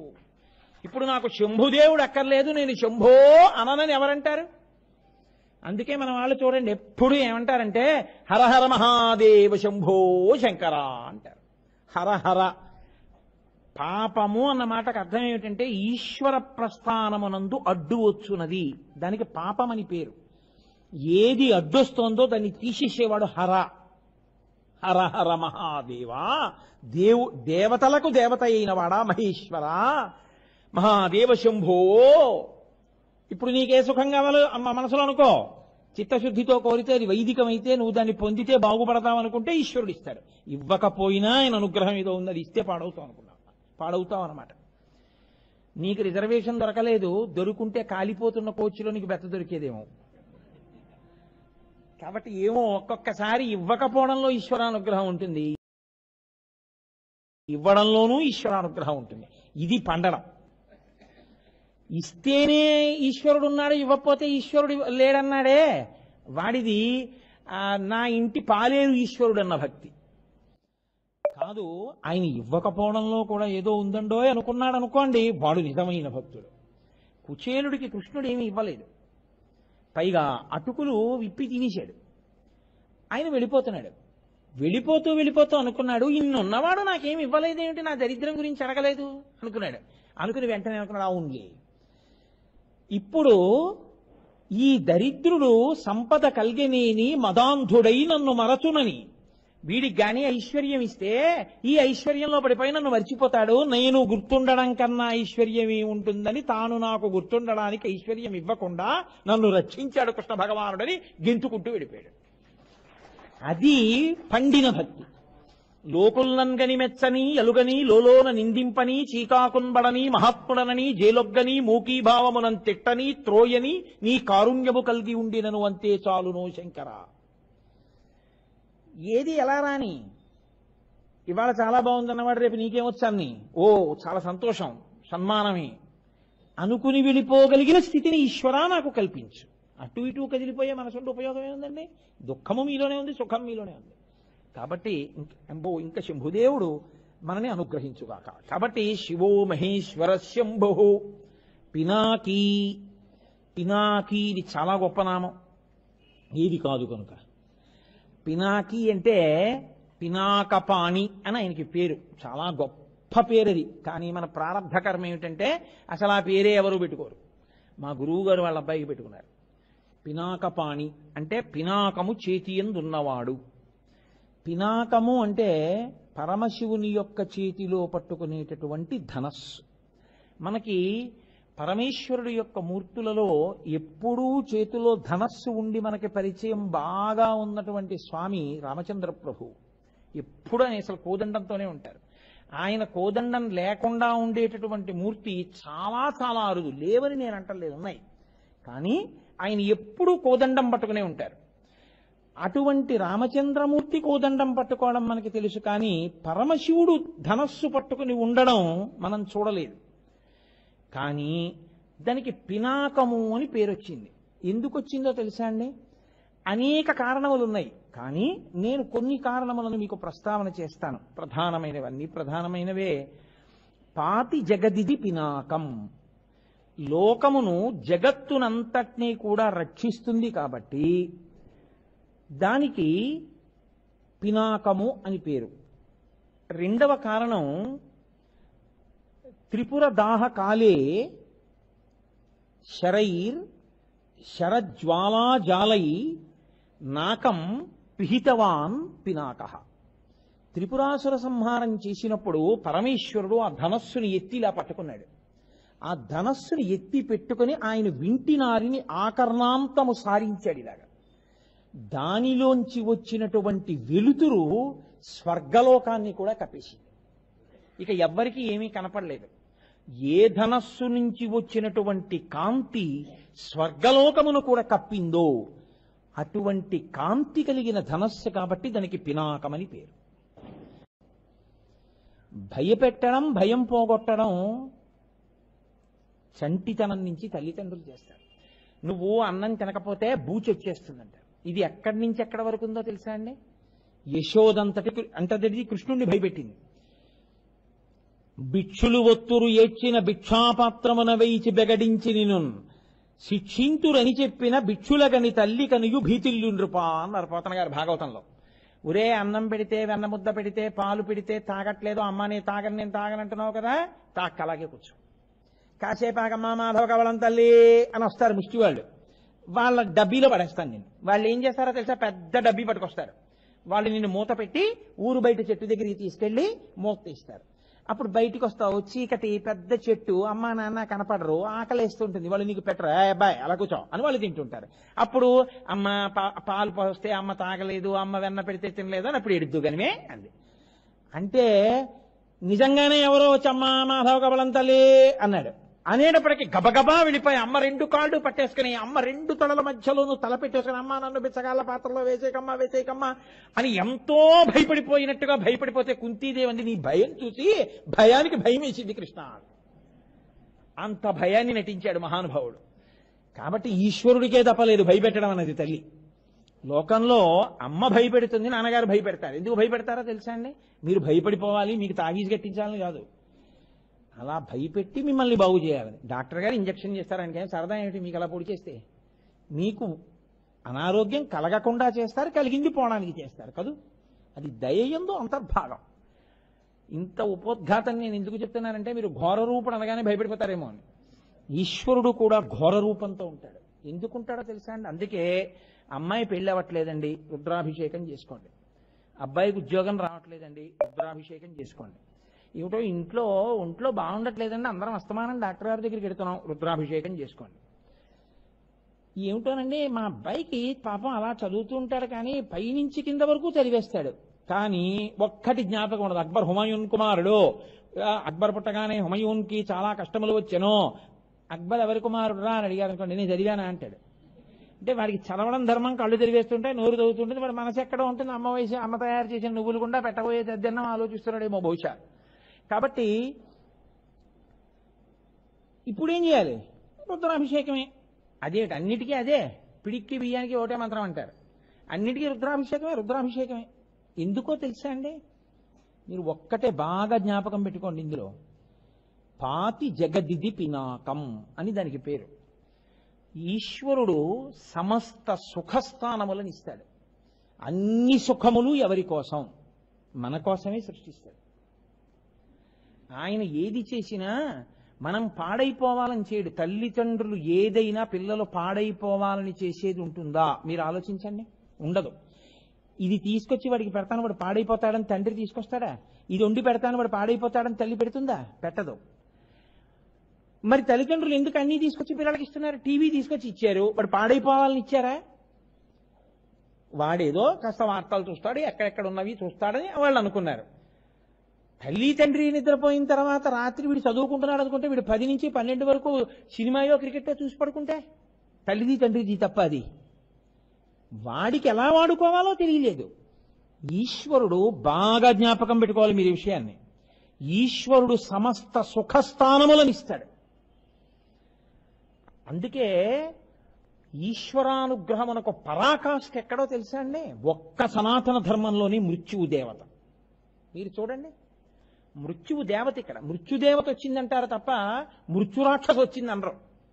దేవత ఎందుకైంది మృత్యువు? ఏ నోము వ్రతం ఉన్నాయేంటి దానికి? మా ఇంట్లో మృత్యుదేవతా వ్రతం చేస్తున్నామండి, మీరు తప్పకుండా వచ్చి ప్రసాదం తీసుకోవాలంటే ఆ సందులోంచి కూడా వెళ్ళేవాడు, కర్ఫ్యూ పెట్టినట్టు ఉంటుంది. మరి ఎవడూ వ్రతం చేయని దానికి, ఎవడూ నోము పట్టని దానికి, అసలు ఆ ఫోటోయే లేని దానికి దేవత ఎలా అయింది? నువ్వు ఆవిడ్ని అడగకపోయినా ఆవిడ నీకు అనుగ్రహం ఇస్తుంది. ఏమిటో తెలుసా? ఈ కోటంతా శిథిలం అయిపోయి చేతులు వణికిపోతున్నా, చెవులు వినపడకపోయినా, కళ్ళు కనపడకపోయినా, వాసన తెలియకపోయినా, బుద్ధి మందగించేసినా, ఏది జ్ఞాపకం ఉండకపోయినా ఈ తాళం చెవులు గుర్తు ఇక్కడ పెడతాడు, పక్క గదిలో వెతుక్కుంటాడు, ఏది గుర్తురాదు. అన్నీ మర్చిపోతాడు. తిందామంటే పళ్ళుండవు, తినకుండా ఉండడానికి భ్రాంతి చావదు, తింటాడు జీర్ణం అవ్వదు, జీర్ణం అవ్వదు అనారోగ్యం, అనారోగ్యం వస్తుంది పెట్టినవాడు తిడతాడు, నీ సింహజాపల్యం మండిపోను, ఇన్నేళ్ళు వచ్చి తిన్నావు చూడు చస్తున్నాను నీతోటి వైద్యుడిని తీసుకొచ్చి అంటాడు. ఇన్ని మాటలు పడతాడు, తినకుండా మాత్రం ఉండడు, దొంగతనంగా తింటాడు. వార్ధక్యంబున మోహమూర్ఖతలచే వాతాది రోగాలచే వ్యర్థంబై చెడు ప్రవాహములచే వాత్సల్య చిత్తంబుచే అర్ధధ్యానముచే మహాభ్రమతచే హాస్య ప్రసంగాలచే స్వార్థంబే పరమార్థమై చెడుదురి స్వార్థ ప్రజల్ శంకర. అన్ని అవలక్షణాలు వస్తాయి. పసితనంలో ఎలా ఉంటుందో మలమూత్రంబులతో మహాభయముతో మాతృస్థనాపేక్షతో చలమూర్ఖత్వముతో సదాభ్రమతతో చాంచల్య చిత్తంబుతో బరువైనట్టి కపజ్వర గ్రహ మహాబాల్యామయశ్రేణితో కలనైనంతమ చింతలేక చెడితిన్ కామ్యార్థినై శంకర. అదే బుద్ధి వార్ధక్యంలో. అందుకే ఏదో పిల్లాన్ని చూసినట్టు చూడాలండి ఆయన అంటారు, అంతే తప్పదిహ. ఈ స్థితి రాకముందే దంతంబుల్ పడనప్పుడే తనువుయం దారూఢియున్నప్పుడే కాంతాసంగము రోయనప్పుడే జరాక్రాంతంబు కానప్పుడే వింతల్మేన చెరించునప్పుడే కురుల్ వెల్వెల్ల కానప్పుడే చింతింపన్వలి మీ పదంబుజములం శ్రీకాళహస్తీశ్వర. కాబట్టి ఏమైంది? ఈశ్వరుడు సమస్త సుఖస్థానములనిచ్చాడు, వాటిని నువ్వు ఇలా వాడుకో నియమం చెప్పాడు. ఆ నియమమే వేదము, అది అనుల్లంఘనీయము, వేదము ప్రమాణము. వేదమును దాటి నువ్వు ఏది చేసినా నువ్వు చేసినది పాపమే, దానికి శిక్ష అనుభవించి తీరాలి. వేదోల్లంఘనమే పాపహేతువు. వేదము చెప్పనిది నువ్వు పూసుకున్నావా దానికి అనుభవించవలసి ఉంటుంది ఉత్తర జన్మల్లో. అందుకే శంకరాచార్యులు వారు అవతార పరిసమాప్తి చేస్తున్నారు.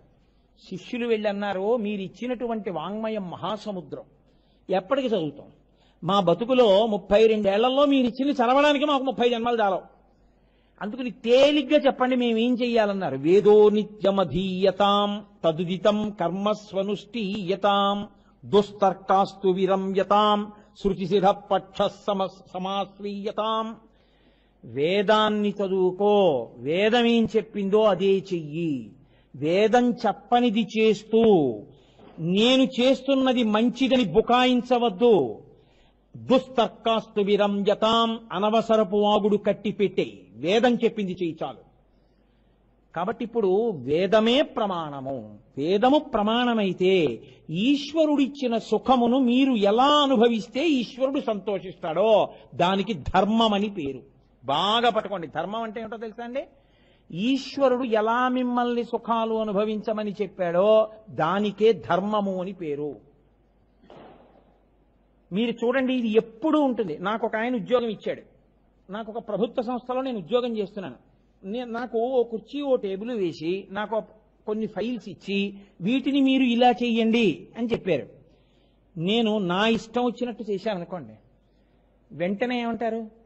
నేను చెప్పినట్టు చేయకుండా నీ చిత్తం వచ్చినట్టు ఎందుకు చేశావు ముందు అడుగుతారు. నేను తప్పైపోయిందండి, నిజమే నేను అలా చేయకుండా ఉండవలసింది, కాబట్టి నాది తప్పే, I admit my guilt, I request you to kindly take a lenient view and drop the memo for this time. I also assure that I will not recur such mistakes in future. And రాసిచ్చాను అనుకోండి, your explanation is not convincing. Still, a lenient view is taken and the memo is dropped. However, you are severely cautioned that such mistakes should not be repeated in future. And రాసి నాకు తాకీదు ఇస్తారా? అనగా నేను అయ్యా ఏదో బుద్ధి పొరపాట ఇటువంటి తప్పు చేశాను, ఇంకెప్పుడు నా ఇష్టం వచ్చినట్టు చేయను, మీరు చెప్పినట్టు చేస్తాను. నువ్వు చెప్పినది సబబుగా లేదు, కానీ ఇత పూర్వం నువ్వు సరిగ్గా పనిచేసినటువంటి విషయాల్ని దృష్టిలో పెట్టుకుని ఈసారికి నీ తప్పు మన్నించి నిన్ను క్షమిస్తున్నావు, కానీ ఇక ముందెప్పుడు నువ్వు ఇటువంటి తప్పుని పునరావృత్తము చెయ్యకుండువుగాక అని రాసి కాగితం ఇస్తున్నారా లేదా? మీరు మీ అబ్బాయికి పుస్తకాలు ఇచ్చారు, వాడు కాగితాలు చింపుతున్నాడు. నీకు పుస్తకాలు ఇచ్చింది చదువుకోవడానికా కాగితాలు చింపడానికా అని మీరు అడుగుతున్నారా అడగట్లేదా? ఏమి మీరు ఒక పని చేసేటప్పుడు మీకు ఒక సుఖస్థానాన్ని ఇచ్చినప్పుడు మీరు దీన్ని ఇలా వాడుకో అని ప్రతి చిన్న విషయాన్ని చెప్తున్నారే, ఈశ్వరుడు మీకు ఇన్ని సుఖస్థానములనిచ్చి ఇలా వాడుకో అని చెప్పినప్పుడు మీరు అలా వాడకుండా మీ చిత్తం వచ్చినట్టు వాడితే ఆయన ఎందుకు కోపం వచ్చి ధనస్సు పట్టుకోడు? ఎందుకు ఘోరరూపుడు కాడు? కాబట్టి ఇప్పుడు ఆయన ఘోరరూపుడుగా ఉన్నాడా? ఘోరరూపుడు అయ్యేటట్టు మనం చేశామా? ఇప్పుడు నాన్నగారు చల్లబడాలంటే ఏం చేయాలి? నాన్నగారండి నాది బుద్ధి పొరపాటు అయిపోయింది నాన్నగారండి, నేను ఇంకెప్పుడు ఇలాంటి తప్పు పనులు చేయను నాన్నగారండి, నేను ఏ పేజీలు చింపేశానో అవి రేపు సాయంకాలానికెల్లా మా స్నేహితుడిని అడిగి రాసి అంటించి మీకు చూపిస్తాను, ఇంకా ఏ పుస్తకం చింపను నాన్నగారండి అన్నారు అనుకోండి. ఇప్పుడు నాన్నగారు ఏం చేస్తాడు? రుద్రుడు శివుడు అవుతాడు, మళ్ళీ ప్రశాంతత పొందుతాడు. పొంది సరే రేపు నాకు చూపించు. ఇంకో 2 పేజీలు చింపేశారనుకోండి, చూపించకపోగా ఇప్పుడు ఏం చేస్తాడు? బెల్ట్ తీస్తాడు. ఇంకో 2 పేజీలు చింపేశారనుకోండి, హాస్టల్లో పెట్టేస్తాడు. ఇక నాన్నగారండి అనడానికి ఏముండదు. వాళ్లే 9:30 వరకు 10 వరకు ఆసనం వేసి కూర్చోవడం బాగా వస్తుంది కదా. గంట కొడితే తినడం, కూర్చోవడం, కోడి పెట్టల్ని తీసుకెళ్లి ఎలా పెట్టేస్తారో అదేంటి పౌల్ట్రీ ఫామ్ లో అలా 80 మందిని 40 మంది కూర్చునే బల్లల మీద కూర్చోబెట్టడం, అలాంటివి చేసి టీవీ అన్నదే జీవితంలో దూరం అయిపోతే అప్పుడు అమ్మా నాన్న గుర్తొస్తారు కదా. అదే ఈశ్వరుడు చేస్తాడు. దానికే ధర్మం అని పేరు. అందుకే శాస్త్రం అంది రుత్వా అంటే వేదవాక్కు ద్వారా ఆయన ఏం చేస్తాడంటే నువ్వు ఇలా ఉండు బోధ చేస్తాడు. నాకెవరూ చెప్పలేదు. Ignorance of law is no excuse. అయ్యో నాకు తెలియదండి వాళ్ళని చంపేయకూడదని చంపేశానండి, పొరపాటు అయిపోయింది, నాకు తెలియదండి చంపకూడదని అంటే ఏం ఒప్పుకోరు. నాకు వేదం తెలియదండి, నాకు తెలియదండి ఇలా చేయకూడదని, అందుకుని నేను ఇలా సుఖాలు అనుభవించేశానండి అంటే ఈశ్వరుడేం క్షమించడం. నీకు తెలిసి ఉండి తీరాలి, నీకు తెలియకపోతే పెద్దల దగ్గర తెలుసుకోవాలి. అందుకే శృతి ప్రమాణం శృతిగా స్మృతిగా పురాణంగా పెద్దలుగా నలుగురిగా పెడుతుంది. అందుకే కాళిదాస మహాకవి రఘువంశ కావ్యం చేస్తూ ఒక మాట అంటాడు, శృతిని స్మృతి ఆవుని దూడ వెంబడించినట్టు వెంబడిస్తుంది, శృతి స్మృతిని పురాణము వెంబడిస్తుంది. కాబట్టి ఈ 3 కూడా తెలియకపోతే పెద్దల యొక్క ప్రవర్తన చూసి నువ్వు నేర్చుకోవాలి. అది రాకపోతే ప్రమాదములకు గురైపోతావు. అప్పుడు ఈశ్వరుడు ఏం చేస్తాడు? ధనస్సు పట్టుకుంటాడు, ఘోర రూపుడవుతాడు. ఘోర రూపుడైతే నీకు శిక్ష వేయడం ప్రారంభం చేస్తాడు. అప్పుడు ఏమవుతుంది?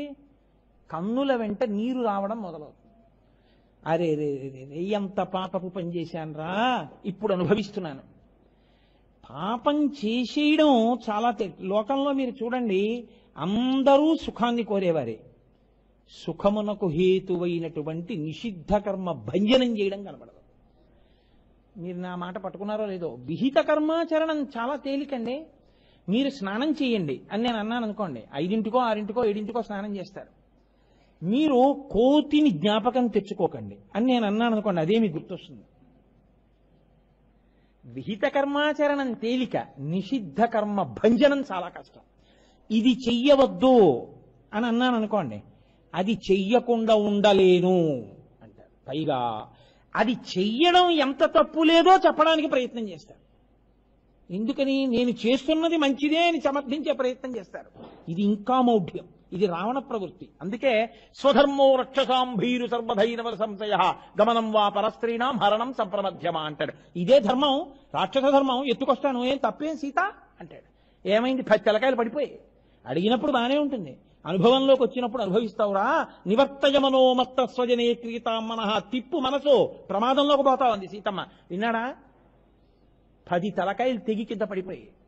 అంటే ధర్మం ధ్రియతే వాజనైరితి ధర్మం, మీరు పట్టుకోవాలి, అనుష్ఠించాలి.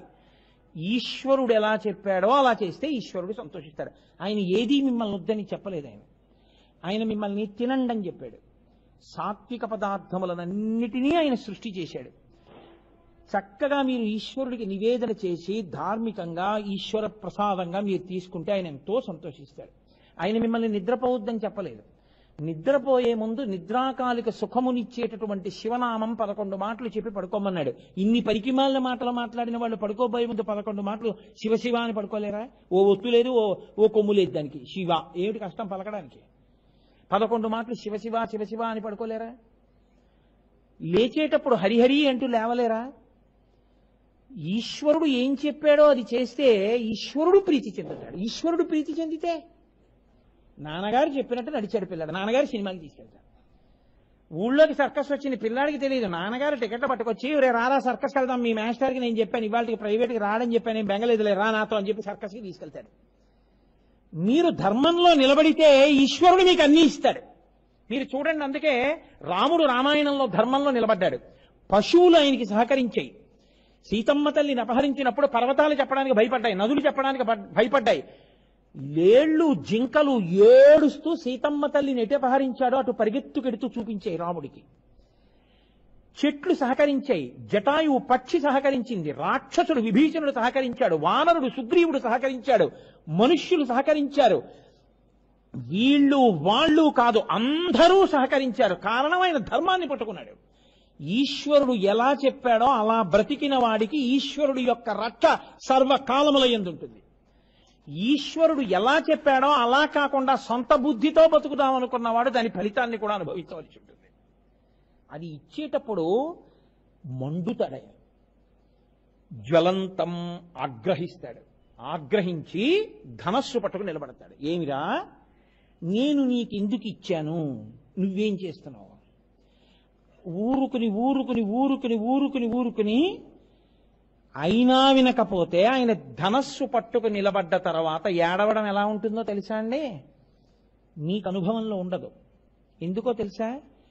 ఊళ్ళో రోగాలన్నీ ఎవరికి తెలుస్తాయంటే డాక్టర్ గారికి తెలుస్తాయి. ఆయన దగ్గరికి వచ్చిన వాళ్ళు సినిమా గురించి చెప్పరు. ఏం చెప్తారు? ఈ బల్ల నుంచి లేచి ఇంకోటి లోపలికి వచ్చారనుకోండి, ఏంటంటే అందరూ తలకాయపోటు కడుపులో నిప్పి జ్వరమే చెప్తారు. ఎవడో ఏమీ చెప్పడంటే ఉన్నది ఆయన దగ్గరికి వచ్చేది ఎందుకు, అవే చెప్తారు. నాలబోటిగాడికి ఫోన్లు చేసేవాళ్ళు మా ఇంటికి వచ్చేవాళ్ళు ఏం చెప్తారో తెలుసా అండి?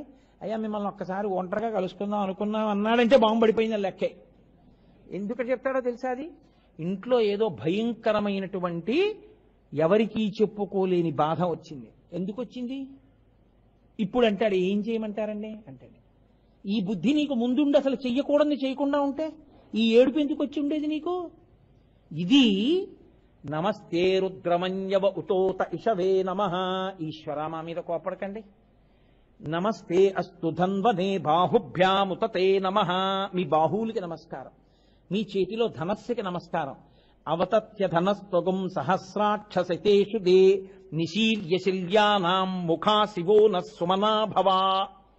అందుకని అభిషేకం చేస్తూ అడుగుతాడు. అది దిక్కుమాలిన అభిషేకం ధరణితోటే. పోనప్పుడు నీళ్ళు ఇడు.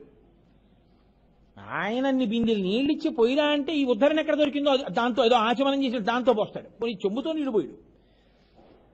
ఆయన్ని చల్లబడు చల్లబడు చల్లబడు తండ్రి, వేడిగా ఉండకు వేడిగా ఉండకు వేడిగా ఉండకు అని చల్లబడు చల్లబడు పదార్థం వెంట పదార్థం పోసి శుద్ధజలం పోస్తూ సమంత్రకంగా అడుగుతారు. ఈశ్వర ఏం చేస్తారో తెలుసా? నాకు బుద్ధి వచ్చింది కదూ, ఇప్పుడు ఆ బాణాలను తీయండి. ఇలా కదూ పట్టుకున్నారు, ఇలా వింటినారికి తొడుగుతున్నారు కదా, తొడక్కండి, ఇలా దింపేయండి.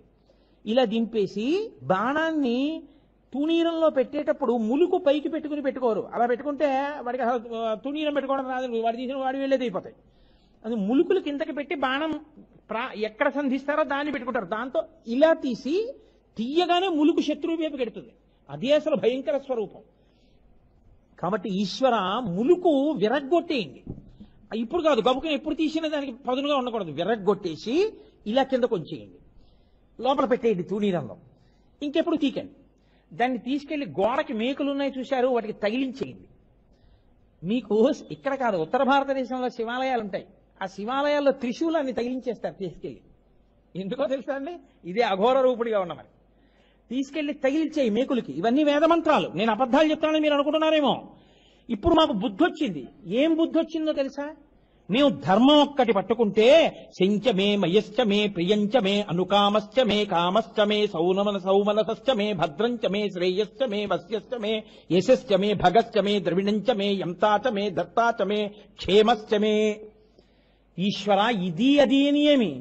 మాకు అమృతంచమే యక్ష్మంచమే నామయశ్చమే దీర్ఘాయుత్తంచమే నమిత్రంచమే భయంచమే సుగంచమే సుదినంచమే సూషాచమే.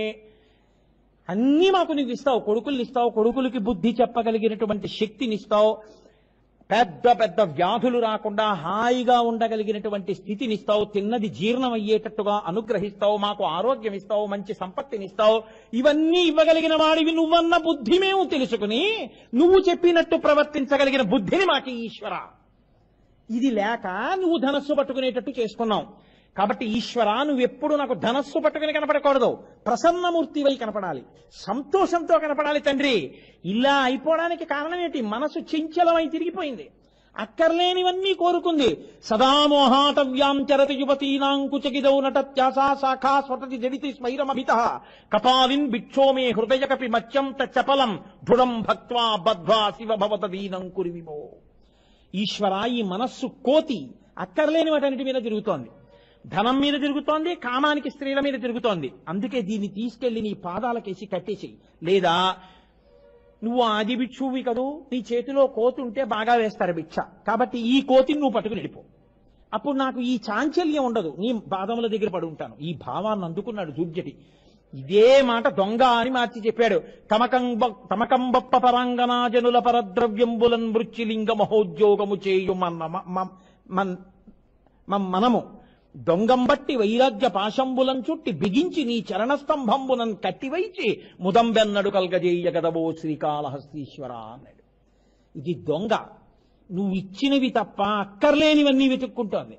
ఎలా పరులది నాది చేసుకుందామా అని ఆలోచిస్తోంది. ఇటువంటి దొంగను అప్పచెప్పేశాను నీకు. స్తంభానికి కట్టేయాలిగా, దొంగ కనపడితే అందరికీ తెలియాలి దొంగ అని. కాబట్టి ఈశ్వరా, నీ కాళ్ళు అనేటటువంటి స్తంభాలకు కట్టేయి, నీ పాదాల దగ్గర పడుంటానన్నాడు దూర్జటి. ఇది లేకపోతే ఏమవుతుందంటే, ధర్మమునందు అనురక్తి నశించిపోతే అధర్మమును పట్టుకుంటాడంటే నిషిద్ధ కర్మ, ఈశ్వరుడు ఏది చెయ్యొద్దన్నాడో దాన్ని పట్టుకుంటాడు. ఇప్పుడు ఈశ్వరుడు ఏది చెయ్యొద్దంటే దాన్ని పట్టుకున్నాడో దాని వలన ఈశ్వరుడు యొక్క క్రోధమునకు గురవుతాడు. గురైతే ఏమవుతుంది? ఆయన భయంకరమైన శిక్ష వేయడానికి ఘోర రూపంతో నించుంటాడు. ఆ స్థితి రాకుండా ఉండాలి అంటే నాన్నగారు చెప్పిన మాట వింటే నాన్నగారికి ఎంత చెయ్యాలో మనకి తెలుసు. అందుకే మీరు రాముణ్ణి చూడండి. జనక మహారాజు గారు గబగబా స్వర్ణ కలశంలో నీళ్లు పట్టుకుని వచ్చి, శివధనస్సుని ఎరగొట్టావు కదయా, ఇదిగో నీకు కన్యాదానం చేస్తున్నా, సీతమ్మని పుచ్చుకో అన్నాడు. ఇవ్వడానికి నువ్వెవరు, పుచ్చుకోవడానికి నేనెవరు? నా ఎడం పక్కన కూర్చోవడానికి, భార్యాస్థానంలో కూర్చోవడానికి ఎవరు యోగ్యురాలో నిర్ణయించవలసిన వాడు మా నాన్నగారు. నాకు విద్య నేర్పినవాడు, బుద్ధులు నేర్పినవాడు, గాయత్రోపదేశం చేసినవాడు, విధి విద్య నేర్పినవాడు, నా గురించి అహరహం పరిశ్రమించినవాడు నా తండ్రి దశరథుడు. ఆయన్ని చెప్పమను పెళ్లి చేసుకుంటా, లేకపోతే నేను పుచ్చుకోనన్నాడు. నేర్పాడు ఈశ్వరుడు. అందుకే మనకి పెద్దలు ఒక మాట చెప్తూ ఉంటారు, ఏదైనా ఈశ్వరుడిస్తే పుచ్చుకోవడం నేర్చుకుంటే, నీ వెంపర్లాటను వదులుకుంటే నీ అంత ఐశ్వర్యవంతుడు లేడు. నీవు వెంపర్లాట పడి పరిగెత్తడం నేర్చుకుంటే నీ అంత దరిద్రుడు లేడు. ఎవడు దరిద్రుడు? ఇద్దరే దరిద్రుడు లోకంలో. ఆకలేసినప్పుడు తినడానికి లేనివాడు, ఉండి ఆకలేసినప్పుడు తినడానికి సమయం లేనివాడు. కాదా? ఇద్దరు దరిద్రులే. ఆకలేసింది, తినడానికి లేదు దరిద్రుడు. ఆకలేసింది, తినడానికి సమయం లేదు, డబ్బు కోసం తిరుగుతుంటాడు ఎప్పుడును. కావాలంటే ఎసిడిటీకి ఒక టాబ్లెట్ వేసుకుంటాడు, కానీ అక్కడ తిరగడం మాత్రం మాండవు. ఆ వెంపర్లాట నాకు ఈశ్వర. అర్థమనర్థం భావయ నిత్యం మూఢజహీహి ధనాగమ తృష్ణ కురు సద్బుద్ధిం మనసి వితృష్ణ ఎల్లభసే నిజ కర్మోపాత్తం విత్తంతేన వినోదయ చిత్తం. శంకర భగవత్పాదులు సుట్టి పెట్టి కొట్టి చెప్పారు. కిం వానేన ధనేన వాజికరిభిప్రాప్తేన రాజ్యేన కిం కిం వా పుత్ర కళత్ర మిత్ర పశుభిర్దేహేన గేహేన కిం జ్ఞాతైతక్షణ భంగురం సపతిరోత్యద్యం మనో దూరతః స్వాత్మార్థం గురువాక్యతో భజ భజ శ్రీ పార్వతీ వల్లభం. తిరిగావు అధర్మ మార్గంలో, అక్కర్లేని పనులన్నీ చేశావు, డబ్బు తెచ్చావు, మేడలు కట్టావు, మిద్దులు కట్టావు, భూములు కొన్నావు, బంగారం కొన్నావు, డబ్బు దాచావు, అన్నీ చేశావు. నీ శరీరం ఏమైంది? జర్జరీభూతం అయిపోయింది. వృద్ధాప్యం వచ్చేసింది. ఇది విడిచిపెట్టి వెళ్ళిపోతున్నాడు జీవుడు. ఎవరొస్తారు నీ వెంట? కాయము వీడి జీవుడతి కంపిత చిత్తత నేగుచుండవో నాయనయంచు ఎచ్చు నిజ నందన నందినులైన కాని కందోగిని భస్మములు తొలుత దుఃఖమహంబుది సొచ్చుపత్నియం కాయము వీడి రారు కథ చేసిన కర్మము పుణ్యము తప్ప శంకర. ఎవరు రారే నీతో? తల్లి పార్వతీదేవి అనుశాసనిక పర్వంలో మహాభారతంలో ఒక ప్రశ్న వేసింది శంకరుణ్ణి. ఎన్ని ప్రశ్నలు వేసిందో లోకానికి చెప్పిద్దామని. ఆవిడికి తెలియకేమిటి? శివ మీరు శ్మశానంలో ఎందుకుంటారని అడిగింది. అంటే ఆయన అన్నాడు, మంచి ప్రశ్న వేసావు పార్వతి, దీని మీదే లోకంలో అక్కర్లేని కొట్లాట్లన్నీ కొట్టుకుంటూ ఉంటారు నా గురించి. ఎందుకుంటానో తెలుసా? బ్రహ్మగారు ఒకసారి అడిగాడు. లోకంలో భూతప్రేత పిశాచాలన్నీ పుట్టే స్థానం, ఉండే స్థానం, వాటికి పెద్ద రెసిడెన్షియల్ క్వార్టర్స్ శ్మశానం. వాళ్ళందరూ ఏం చేస్తారంటే చీకటి పడ్డాక వస్తారు. ఎక్కడికి వస్తారు అనుకుంటున్నారు? గుళ్ళోకి వస్తారు, గోపురానికి వస్తారు, మీ ఇంటికి వస్తారు, మా ఇంటికి వస్తారు. వచ్చి వాళ్ళు ఎక్కడ కూర్చుంటారో తెలుసా అండి? చాలా మంది తెలియక పూజ గదిలోకి వెళ్ళాలనుకుంటారు. వాళ్ళు కూర్చునేది పూజ గదిలోనే కూర్చుంటారు. ఎందుకో తెలుసా? మీరు సూర్యోదయానికి నిర్మాల్యం తీయకపోతే వాడు పువ్వు వేసేస్తాడు. రాక్షస పూజ అయిపోతుంది, ఇంట్లో దుఃఖం వస్తుంది. కాబట్టి ఇప్పుడు వాడు వచ్చి కూర్చుంటాడు. మీరేమనాలి? అందుకే ఉత్తిష్టంతు భూత పిశాచాహ. ఇక్కడ నేను ఉంటే కదా కోటేశ్వరారు మీరు ఒకసారి ఇక్కడ లేవండి అన్నాం. నేను ఇక్కడ లేవకపోతే నన్ను లేమంటే కాసేపు ఆగి నేను వెళ్ళిపోతాను. మీరు వచ్చి కోటేశ్వరారికి పుష్పమాల వేయుచున్నాను అన్నాను అనుకోండి, పిచ్చే వెర్రే అంటారు మిమ్మల్ని. ఉత్తిష్టంతు భూత పిశాచాహ. ఓ భూత పిశాచములారా మీరు లేవండి అంటున్నారు. మీరు పూజ గదిలోకి వెళ్ళి అంటే ఉంటే కదూ లేమండం. ఉన్నాయి కదూ. ఎక్కడి నుంచి వచ్చాయి? శ్మశానంలోంచే వస్తాయి. వచ్చి లోకం మీద పడి అల్లరి చేస్తుంటాయి. బ్రహ్మగారు అన్నారు, కష్టపడి నేను సృష్టి చేసి వదులుతున్నాను. అసలు సృష్టి చేసిన దగ్గర నుంచి గర్భిణీ స్త్రీని ఎలా పాడు చేద్దాం, శిశువుని ఎలా పాడు చేద్దాం అని వాళ్ళు తిరుగుతున్నారు. కాబట్టి శివ మీరు పని చేస్తారా? వాటికి ఒక నియమం ఏర్పాటు చేయండి. మీరు వెళ్ళి అక్కడ కూర్చుంటే అందరూ మీ బిడ్డలేగా. మరి లోకాలని కన్నా తండ్రి దొంగ ఆయనే. దొంగ పుట్టినా అబ్బాయి మా అబ్బాయి దొంగ కాబట్టి ఆయనకి నేను తండ్రితనం అంగీకరించరండి అంటే కుదురుతుంది ఏంటి? దొంగాడు పుట్టినప్పుడు దొంగకి తండ్రి, పోలీస్ ఆఫీసర్కి తండ్రి అయినప్పుడు పోలీస్ ఆఫీసర్కి తండ్రి. ఇద్దరు కొడుకులు, వాడు పోలీస్ ఆఫీసర్, వాడు దొంగ. అయినా తండ్రి మాత్రం ఇద్దరికి తండ్రే కదా. అందుకని మీరు అక్కడ కూర్చుని వాళ్ళు ఇక్కడ ఏమీ పాడు చేయకుండా కాస్త వాళ్ళకి మీరు చెప్తురు. ఆయన అన్నాడు, రే వెడితే వెళ్ళండి కానీ ఉత్తిష్టంతు భూత పిశాచాహ ఏతే భూమి భారకాహ ఏతేషామ విరోధేన బ్రహ్మకర్మ సమారభే ఓం భూ ఓం భువ ఓం శువః అని ఎవడైనా నీళ్లు విసిరినా అక్షతలు విసిరినా లేచి ఇక్కడికి వచ్చేయండి. ఊరే చెప్పలేనంటారేమో, నాకు తెలిసి ఎవడెవడో చెప్తున్నాడు రోజు పొద్దున్నే సంధ్యావందనంలో. అలా చెప్పిన వాడు ఇంట్లో ఉండకండి అన్నాడు. అందుకని సూర్యోదయాత్పూర్వం పీట మీద కూర్చొని ఉత్తిష్టంతో భూత పిశాచాహ అన్నాడు అనుకోండి, వెళ్ళిపోతాయి శివుడి దగ్గరికి. వెళ్ళిపోమన్నాడు స్వామి కోటేశ్వరారు, మళ్ళీ మీరు దెబ్బలాడతారని వచ్చేసామండి అంటే. అలా అనలేదనుకోండి మీరు, నా అంతవాడిని నేనే మీరు తిరుగుతూ కూర్చున్నారు కూడా వాళ్ళు చక్కగా మీ ఇంట్లోనే ఉంటారు. వాళ్ళు ఏం వెళ్ళిపోమనిలేదు స్వామి, మేము ఎందుకు వచ్చేయడం అని అక్కడ. ఆయన ఎప్పుడైనా ఏటో వాడు చాలా రోజులు అయిపోయింది మహాకరాల అంటే ప్రజెంట్ సార్ అని ఒకసారి కనపడి, ఎరా నువ్వు రావట్లేదు అంటే వాడు ఎప్పుడూ ఉత్తిష్టంతో అనలేదు సార్, అక్కడే ఉన్నానంటాడు. కాబట్టి ఏముంది, కొన్నాళ్ళు ఉండి ఉండి వాడు తినేస్తాడు. కాబట్టి పార్వతీ నేను శ్మశానంలో అందుకు కూర్చున్నాను. ఇప్పుడు మీకేమిటి కష్టమైన అక్కడ కూర్చుంటే? అస్తమానం ఆయన అదే పేరుగా తిట్టారనుకోండి, ఆయన లేచి వెళ్ళిపోతాడు ఎప్పుడు ఉత్తరీయం సర్దుకుని. వాళ్ళకి బుద్ధి లేదు, నేను ఎందుకు కూర్చున్నానో తెలియట్లేదు. వాళ్ళు వచ్చి మేము ఏర్పడతారు, అప్పుడు తెలిసి వస్తుంది అలా ఆయన నిందించినందుకు.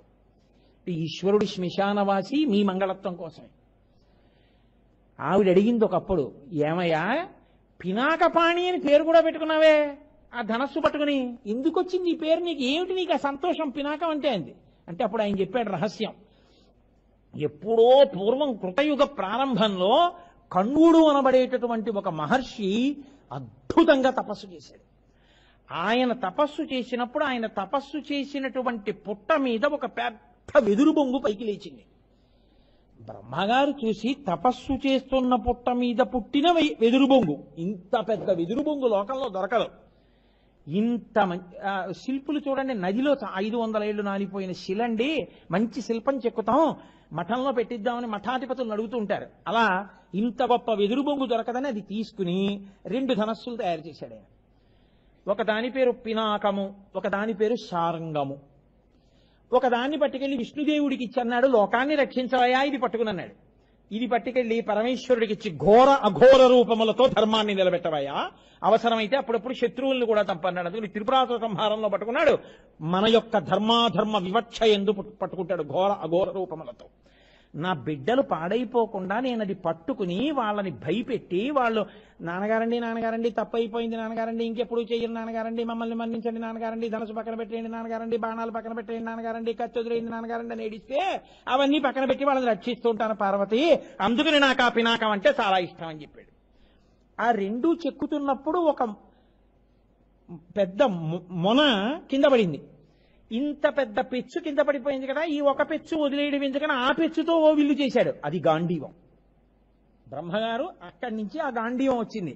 ఆ గాంధీవం మీద గొప్ప వ్యామోహం అర్జునుడికి. మీరు విరాట పర్వం విన్నారుగా అయ్యప్పస్వామి గుళ్ళో, ఆ గాంధీవం పట్టుకుంటేనే చాలు శత్రువులు చచ్చిపోతారు, ఆ వింటినారి సారిస్తే చాలు అసలు. కాబట్టి గాంధీవము అర్జునుడు ఇద్దరు గారు. ఆ గాంధీవం అంటే అర్జునుడికి అంత మమకారం, స్వర్గారోహణ పర్వంలో పడిపోవడానికి అదో కారణమైంది. కాబట్టి అలా వచ్చింది ఆ ధనస్సు.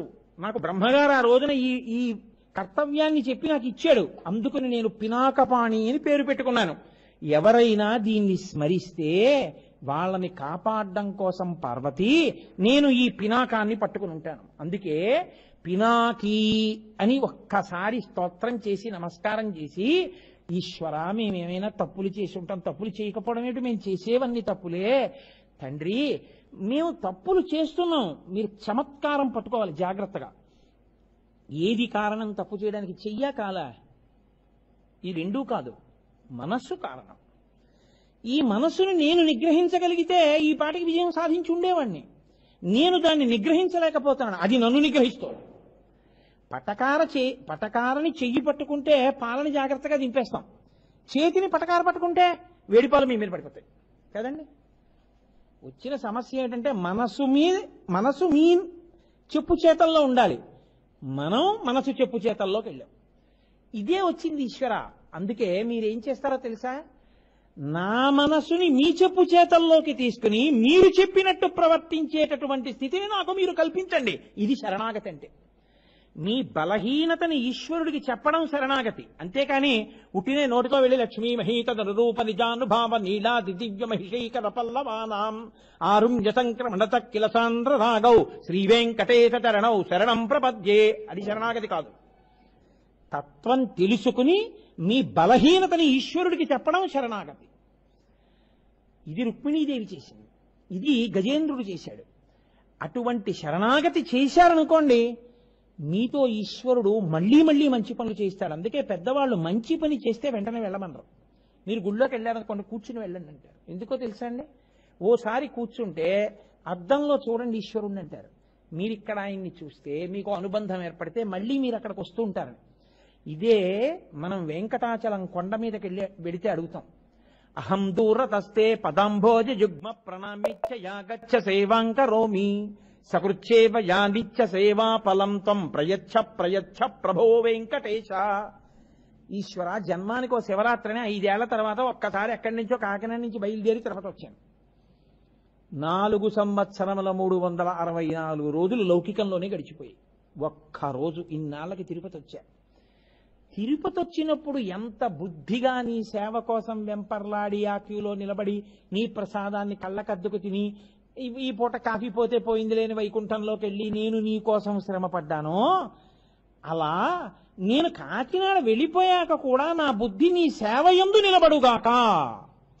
నీవు నాకు ఏ శరీరం ఇచ్చావో, ఏ ఇంద్రియములు ఇచ్చావో వాటిని వాడేటప్పుడు ఆ శక్తి వాడిచ్చాడు కాబట్టి వాడు చూస్తున్నాడని గుర్తుండి వాడేటప్పుడు నాకు జాగరూకత కలుగుగాక. ఇది శంకరాచార్యులు వారి సౌందర్యలహరిలో చెప్తారు. జపోజల్ప శిల్పం సకలమపి ముద్రా విరచన గతి ప్రాదక్షిణ్యాక్రమణమచనాద్యాహుతి విధి ప్రణామ సంవేశ సుఖమఖిలమాత్మార్పణ దృశ సపర్యాపర్యాయస్తవ భవతు ఎన్మే విలసితం. ఈశ్వర, నేను ఇలా చెయ్యి కదపాలి అంటే నీ అనుగ్రహం ఉంది కాబట్టి కదులుతోంది. ఈ చెయ్యి కదలకపోతే వేలకి వేలు పెట్టి వైద్యం చేయించుకుంటున్న వాళ్ళు ఉన్నారు. మీ అనుగ్రహం ఈ చెయ్యి కదులుతోంది. ఈశ్వర, ఈ చేతులు కదిలితే మీ యందు భావోద్వేగంతో కదిలేట్టు చెయ్యండి. ఇలా అనడానికి ఈ చెయ్యి కదలకుండా మీరే అనుగ్రహించండి. జపోజల్ప శిల్పం, మాట మాట్లాడాను అంటే మూలాధార చక్రం దగ్గర నుంచి బయలుదేరినటువంటి వాయువు నోటిలోకి వచ్చి భావ పరంపరల చేత వాక్కుగా మారడానికి నా నోటిలోకి వచ్చినటువంటి వాయువుని నాలుక నర్తించి గాలిని నొక్కితే గాలి సొట్టలు పడి సొట్టలు వర్ణములై వర్ణములు పదములై పదములు వాక్యములై నాలో ఉన్న భావాన్ని బయటికి నోటి వెంట విడిచిపెడితే ఆ వాక్యములు మీకు వినపడితే ఆకాశగుణకమైనటువంటి శబ్దము మీ చెవులలోంచి లోపలికి వెడితే నాలో ఉన్న భావము మీలోకి వెడుతోంది.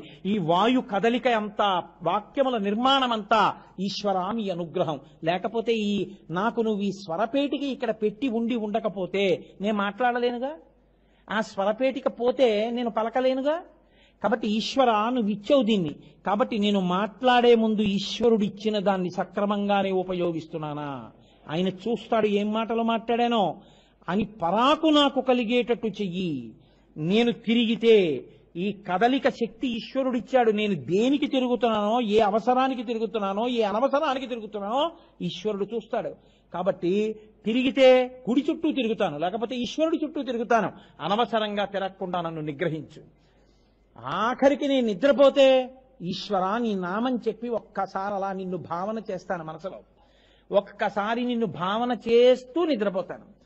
ఆ నిద్రపోయే ముందు ఒక్కసారి శ్రీశైల క్షేత్రంలో లలితాంబికాదేవిని పరమేశ్వరుణ్ణి ఊయలలో పడుకోబెట్టి లాలి లలితాంబ లాలి మా ఇంట వెలయుమా పద్మపాణి హరిసాటి నీలవేణి భక్తులను కల్న తల్లి అని, చాగంటి వారింట బాలకోమార్తెవై అని, అంటే మా ఇంటి పేరుతో మిమ్మల్ని అందరినీ పాడమని కాదు నా ఉద్దేశ్యం, మీ ఇంటి పేరు మీరు చెప్పుకోండి చక్క.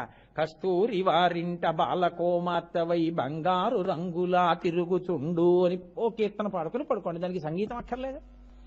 లేదు మీకు సంగీతం వచ్చు, మీ భార్యకు వచ్చు, చక్కగా ఉన్న కీర్తన చేయమనండి. ఆవిడ పక్కన పడుకుని పెద్ద కంఠంతో పాడక్కర్లేదు, చిన్న కంఠంతో చక్కగా ఏదో ఈశ్వర ఉభయనాంచారులతో కలిసి అలలచించెల్లమైన ఆత్మలందుండని కలవాటు చేసే నీ ఉయ్యాల అనుకుంటూ పడుకోండి. నిద్రా సమాధి స్థితి సంచార పదయో ప్రదక్షిణ విధి స్తోత్రాన్ని సర్వాగిర యద్యత్కర్మ కరోమి తత్తదఖిలం శంభో తవారాధనం అంటారు శంకర భగవత్పాదులు. మీరు వాడుకునేటప్పుడు ఈశ్వరుడిది వాడుకుంటున్నాను, నాది కాదు. ఈ ఎరుకతో మీరు వాడారనుకోండి దీన్ని, ఈశ్వరుడు సంతోషిస్తాడు. మీకు ఇచ్చిన సాధనాన్ని మీరు చక్కగా వాడుకుంటున్నారు, ఇది నాది అని వాడడం మొదలు పెట్టారనుకోండి, ఓహో అంతటి వాడివన్నమాట. ఈ పాటి అహంకరించడానికి ఇది అక్కర్లేదు, పెద్ద పులిగా పుడితే చాలు, కాబట్టి అది ఇస్తాడు అని. తల్లకిందులుగా పడుకునేటటువంటి జన్మలు, చీకట్లో తిరిగే జన్మలైన గుడ్లగూబలు అవి అయి పుడతారు. మీరు చూడండి, అందుకే గబ్బిలాలు అవి దేవాలయాలు ఉండే చెట్ల దగ్గరే ఉంటాయి. మీరు కర్ణాటక బెంగళూరు వెడితే అక్కడ మహానంది అని చాలా పెద్ద నంది, బుల్ టెంపుల్ అంటుంటారు వాళ్ళు, పెద్ద నందీశ్వరుడు ఆయనకి దేవాలయం. మీరు ఆ దేవాలయం దర్శనం చేసుకుని బయటికి వచ్చి పక్కకెడితే పెద్ద పెద్ద చెట్లతో వనం, ఓహో చప్పుళ్ళు వినపడుతుంటాయి. ఏమిటని మీరు తలెత్తి పైకి చూశారనుకోండి, ఏకంగా 10 మీటర్లు 20 మీటర్లు అంతంత పెద్ద పెద్ద గబ్బిలాలు చెట్లకు పట్టుకుని వేలాడుతుంటాయి, రాత్రుళ్ళు ఎగురుతాయి. ఎంత దుర్వాసనో! అలా అవ్వకుండా ఉండాలి అంటే ఈశ్వరుని యందు ఎరుకతో ఉండు. ఇది చెప్పడం పినాకి, అంతేగాని ఆయన ధనస్సు తట్టుకున్నాడండి నీ సర్టిఫికెట్ ఎందుకు? అది ఏమన్నా ప్రాపర్టీ సర్టిఫికెటా, బర్త్ సర్టిఫికెటా? ఈశ్వరుడి చేతిలో ఉన్న ధనస్సుకు పినాకం అని పేరు. వాట్ ఇఫ్ ఏం నీకేమిటి? ఆయన పినాకం పట్టుకున్నాడో పెన్నట్టుకున్నాడో నీకెందుకు? కాదు, ఆయన అఘోర ఘోర రూప దర్శనం చెయ్యాలి. రుద్రాధ్యాయం ఎందుకు వచ్చిందో, యజుర్వేదం ఎందుకు వచ్చిందో మీరు తెలుసుకుంటే, అందుకనే నమ్మక చమకములుగా పెడుతుంది. మీరు చూడండి, తప్పు చేశారనుకోండి, ముందు వెనక కూడా నాన్నగారండి ఇవాళ నా వల్ల తెలియకుండా ఓ తప్పు జరిగిపోయింది నాన్నగారండి అంటాడు. నాన్నగారండి తప్పు జరిగిపోయింది నాన్నగారండి అని ఉభయతర నమస్కారాలు చేశాడంటే, అటు ఇటు నాన్నగారు వేశాడంటే ఏదో మీరు వినవలసినటువంటి పరాకుతో కూడిన మాట ఏదో ఉందన్నమాట దోషం. లేకపోతే అన్ని మాటలు నాన్నగారండి అండు. నాన్నగారండి నేను ఒకటి చెప్తాను వినండి అంటాడు, అంతే. అన్ని మాటలు నాన్నగారండి అన్నాడంటే ఏదో ఉంది. అందుకే నమస్తే అస్తు భగవన్ విశ్వేశ్వరాజ మహాదేవాయ త్రయంబకాయ త్రిపురాంతకాయ త్రికాగ్నికాలాయ కాలాగ్నిరుద్రాయ నీలకంఠాయ మృత్యుంజయాయ సర్వేశ్వరాయ సదాశివాయ శ్రీమన్ మహాదేవాయ నమః అంటూ ఉభయతర నమస్కారాలతో వెళుతుంటాయి. అటు నమస్కారం ఇటు నమస్కారం, ఎందుకని చేసిన తప్పులకి ప్రాయశ్చిత్తం. ఇప్పుడు ఆయన ఏం చేస్తాడు? సరే పోన్లే వదిలేశాను, నమ శివాభ్యాం అశుభాపహాభ్యాం క్షమించాను. కానీ బుద్ధిగా ఉంటావా? ఉంటానని ఒప్పుకుంటే మీరుండాలి, ఉండేట్టు చెయ్యంటే ఆయనకే చెప్పేయాలి, గొడవ వదిలిపోతాం. అది శరణాగతి. అయ్యా నేను మాట వింటానని నమ్మకం ఏం లేదు, లోపల ఈ మనసు మాట వినదు, కాబట్టి నేను ముందే చెప్తున్నాను, మీరే నిగ్రహించండి, నా బలహీనత చెప్పేస్తున్నాను. ఈశ్వరా నేను మీ సొత్తు, మీరే దీన్ని రక్షించుకోండి. నా మోటార్ సైకిల్ దుమ్ము పట్టి ధూళి పట్టి బూదులు పట్టి పురుగులు పట్టి సాలెపురుగులు పట్టి బల్లులు పట్టి బొద్దింకలు పట్టి ఉందనుకోండి, ఓసి దిక్కుమాలిన మోటార్ సైకిలా, కోటేశ్వరరావు గారు ఎక్కి తిరుగుతాడు ఇలాగానే ఉండడం అంటారా? కోటేశ్వరారా మోటార్ సైకిల్ ఏంటంటే ఒకసారి వాటర్ సర్వీసింగ్ చేయించరా అని నన్ను అడుగుతారా? ఈశ్వరా నేను పాడయ్యాననుకో నిన్నే అంటారు. ఇంత పాడైపోతున్నవాడు నీకు ఎక్కడ దొరుకుతాడు? అదో గాంభీర్యం. శంకర భగవత్పాదులు శివానంద లహరిలో చమత్కారం చేశారు. అసారే సంసారే నిజ భజన దూరే జడధియా భ్రమం తం మామంధం పరమ కృపయా పాతుముచితం. ఈశ్వరా నేను అంధుణ్ణైపోయాను, డబ్బు మీద వ్యామోహం ఎంత ఉన్నా చాలదు, పిచ్చెక్కిన వాడు తిరిగినట్టు తిరుగుతున్నాను, కళ్ళు పోయిన వాడు తిరిగినట్టు తిరుగుతున్నాను. ఈశ్వరా నువ్వు ఎంత ఇచ్చావో అక్కర్లేదు, ఇంకా ఎంత సంపాదిద్దామన్న వెంపర్లాంటి ఈ వెంపర్లాట కంతు లేక తిరుగుతున్నారు. ఈ తిరుగుళ్ళో ఏమవుతోందంటే భ్రమంతం మామంధం పరమకృపయా పాతు ముచితం. కళ్ళు లేనివాడు కారుస్తోందని చూడకుండా వెడుతుంటేనే కళ్ళున్నవాడు పరిగెత్తుకొచ్చి చెయ్యట్టుకుంటాడు. అయ్యో అయ్యో గుడ్డివాడివా, కారు కింద పడిపోతావరా, బుద్ధి ఉండక్కర్లేదా, పోనీ ఎవరన్నా పట్టుకుని దాటనొద్దు అంటాడు. కాబట్టి నేను గుడ్డాన్ని, డబ్బు కోసం పిచ్చెక్కి కళ్ళు పోయి తిరుగుతున్నాను, నువ్వు ఇచ్చిన దాంతో నాకు తృప్తి లేదు. భ్రమంతం మామంధం పరమకృపయా పాతు ముచితం పదన్య కోదీనః. నాకన్నా దీనుడు నీకు లోకంలో ఎక్కడుంటాడు? కాబట్టి నేనింత దీనుండి, నువ్వో అంతటి రక్షకుడివి. కాబట్టి ఏం చేస్తావు? నీకోడు బాగా దొరికాడు ఈశ్వర రక్షించడానికి, నువ్వు నన్ను రక్షించు. మీ బలహీనతని చెప్పడం ఎటువంటిదో తెలుసా అండి ఈశ్వరుడి దగ్గర? చాలా గమ్మత్తైన విషయం. నేను తరచూ ఒక విషయం చెప్తుంటాను పరమాచార్య స్వామి వారి అనుగ్రహంతో. రాజుగారు యుద్ధం చేస్తున్నారు, పక్కన తన సైన్యంలోనే భటుడోడు కనబడ్డాడు. ఒరే రాత్రి నన్ను కలుసుకో 10 గంటలకి శిబిరంలో అన్నారు. ఆయన అన్నాడు, యుద్ధ భూమిలో రాత్రి వేళ సూర్యాస్తమయం తర్వాత మీరు శిబిరం వేసుకుని సమాలోచన చేస్తుంటే మంత్రులు సేనాపతులు లోపలికి వస్తారు, సామాన్య సిపాయిని నన్నెవడు పంపిస్తారన్నాడు. ఆయన అన్నాడు, ఈ ఉంగరం పట్టుకో, ఇది చూపించి లోపలికి పంపిస్తారన్నాడు. చూపించక్కర్లేదు, ఆ ఉంగరం పట్టుకొచ్చిన వాళ్ళు చాలా మంది లైన్లో ఉంటారు, అపాయింట్మెంట్లు ఉండవు. ఈ ఉంగరం పట్టుకుని నా శిబిరం చుట్టూ తిరుగుతుండే, ఎవరిని అడక్కు, వాళ్లే నిన్ను పట్టుకుని నా డిగ్రీ తీసుకొస్తారన్నాడు. ఇదేమిట్రో ఆయన ఉంగరం చూశాడు, ఆయన అది శత్రురాజు గారి ఉంగరం. అమ్మ బాబోయ్ మహాప్రభో నాకు ఇది ఎందుకు అన్నాడు. అది పట్టుకు తిరగరా, రాత్రి నా శిబిరం దగ్గర వాళ్లే తీసుకొచ్చేస్తారు అన్నాడు. ఇప్పుడు రాజుగారి ముద్రిక ఉన్నవాళ్లు, రాజుగారి అనుమతి కోసం ఎదురు చూస్తున్న వాళ్ళు బారులు తీసి బయట విజిటర్స్ స్లిప్ ఇచ్చి కూర్చుని ఉన్నారు. ఈయన అగంతకుళ్లే తిరుగుతున్నాడు ఆ ఉంగరం పట్టుకుని. చీకట్లో ఎందుకురా నువ్వు ఇక్కడ తిరుగుతున్నావు? అబ్బాయి ఏం లేదండి అన్నాడు. ఏది వెతికారు, శత్రురాజు ఉంగరం దొరికింది. ఊరే వీడిని తీసుకెళ్లి అప్పచెప్తే మనకు ప్రమోషన్ వస్తుందా అని గబగబా తీసుకెళ్లి రాజుగారి దగ్గర పెట్టి, మహారాజా వీడి చీకట్లో శత్రురాజు ఉంగరం పట్టుకు తిరుగుతున్నాడు మీ శిబిరం దగ్గర, వీడి సంగతి నేను చూస్తాను, మీరు బయటికి వెళ్ళండి అన్నాడు. ఊరే ఇందుకే రా ఇచ్చాను, వేళ పట్టుని నిన్ను ముందు తీసుకొచ్చేస్తారని అన్నాడు. ఇప్పుడు నాకు చెప్పండి, శత్రురాజు ఉంగరం రాజదర్శనానికి మార్గం అయిందా లేదా? మీ మనసు మీ మాట వినకపోతే వింటలేదు అని శత్రువుగా ఉందని, శత్రురాజు ఉంగరం అయిపోయిందని పరాదేవతకి చెప్పండి, ఈశ్వరుడికి చెప్పండి, శంభుదేవుడికి చెప్పండి. ఆయన ఉన్నాడు ఆ మనసును మార్చి మిమ్మల్ని మీ వాణ్ణి చేసుకోవడానికి. అది నిజమైనటువంటి శరణాగతి, అది నడుస్తుంది రుద్రాధ్యాయం. ఈశ్వరా కాబట్టి మా తప్పులు మన్నించు, నా బుద్ధి మార్చు, నువ్వు చెప్పినట్టు నేను బతికేటట్టు నన్ను అనుగ్రహించు. అందుకే నిత్యాభిషేకం చేసుకునే వాడికి ధర్మమునందు అనురక్తి కలుగుతుంది. ఎందుకో తెలుసా అండి? ఈశ్వరానుగ్రహ సంపన్నుడవుతాడు. కాబట్టి అబ్బో ఇంకా చాలు, పినాకీ వేళ దాటానప్పుడే అరగంట. కాబట్టి పినాకీ పాతి జగదితి పినాకం. ఇప్పుడు ఆయన రక్షిస్తున్నాడా భక్షిస్తున్నాడా? రక్షిస్తున్నాడు. కాబట్టి పినాకపాణి ఆ నామంట మనని మారుస్తుంది. ఆ నామం మనని ఈశ్వరుడికి దగ్గర చేస్తుంది. అంత గొప్ప నామమని నారాయణుడు ఋషి అయి పార్వతీదేవికి బోధించినటువంటి శివాష్టోత్తరంలో నిన్న విడిచిపెట్టిన దాన్ని ఇవాళ కొత్త నామాన్ని పూర్తి చేయగలిగాం. కాబట్టి శివో మహేశ్వర శంభో పినాకీ రేపు శశిశేఖరతో ప్రారంభం చేస్తాను. అందులో ఇక రాబోయేటటువంటి తిథులన్నీ అత్యద్భుతమైనటువంటి తిథులు కదండి. అందుకని చక్కగా ఆ నామములను వ్యాఖ్యానాన్ని రేపు మీరు విందురు గాని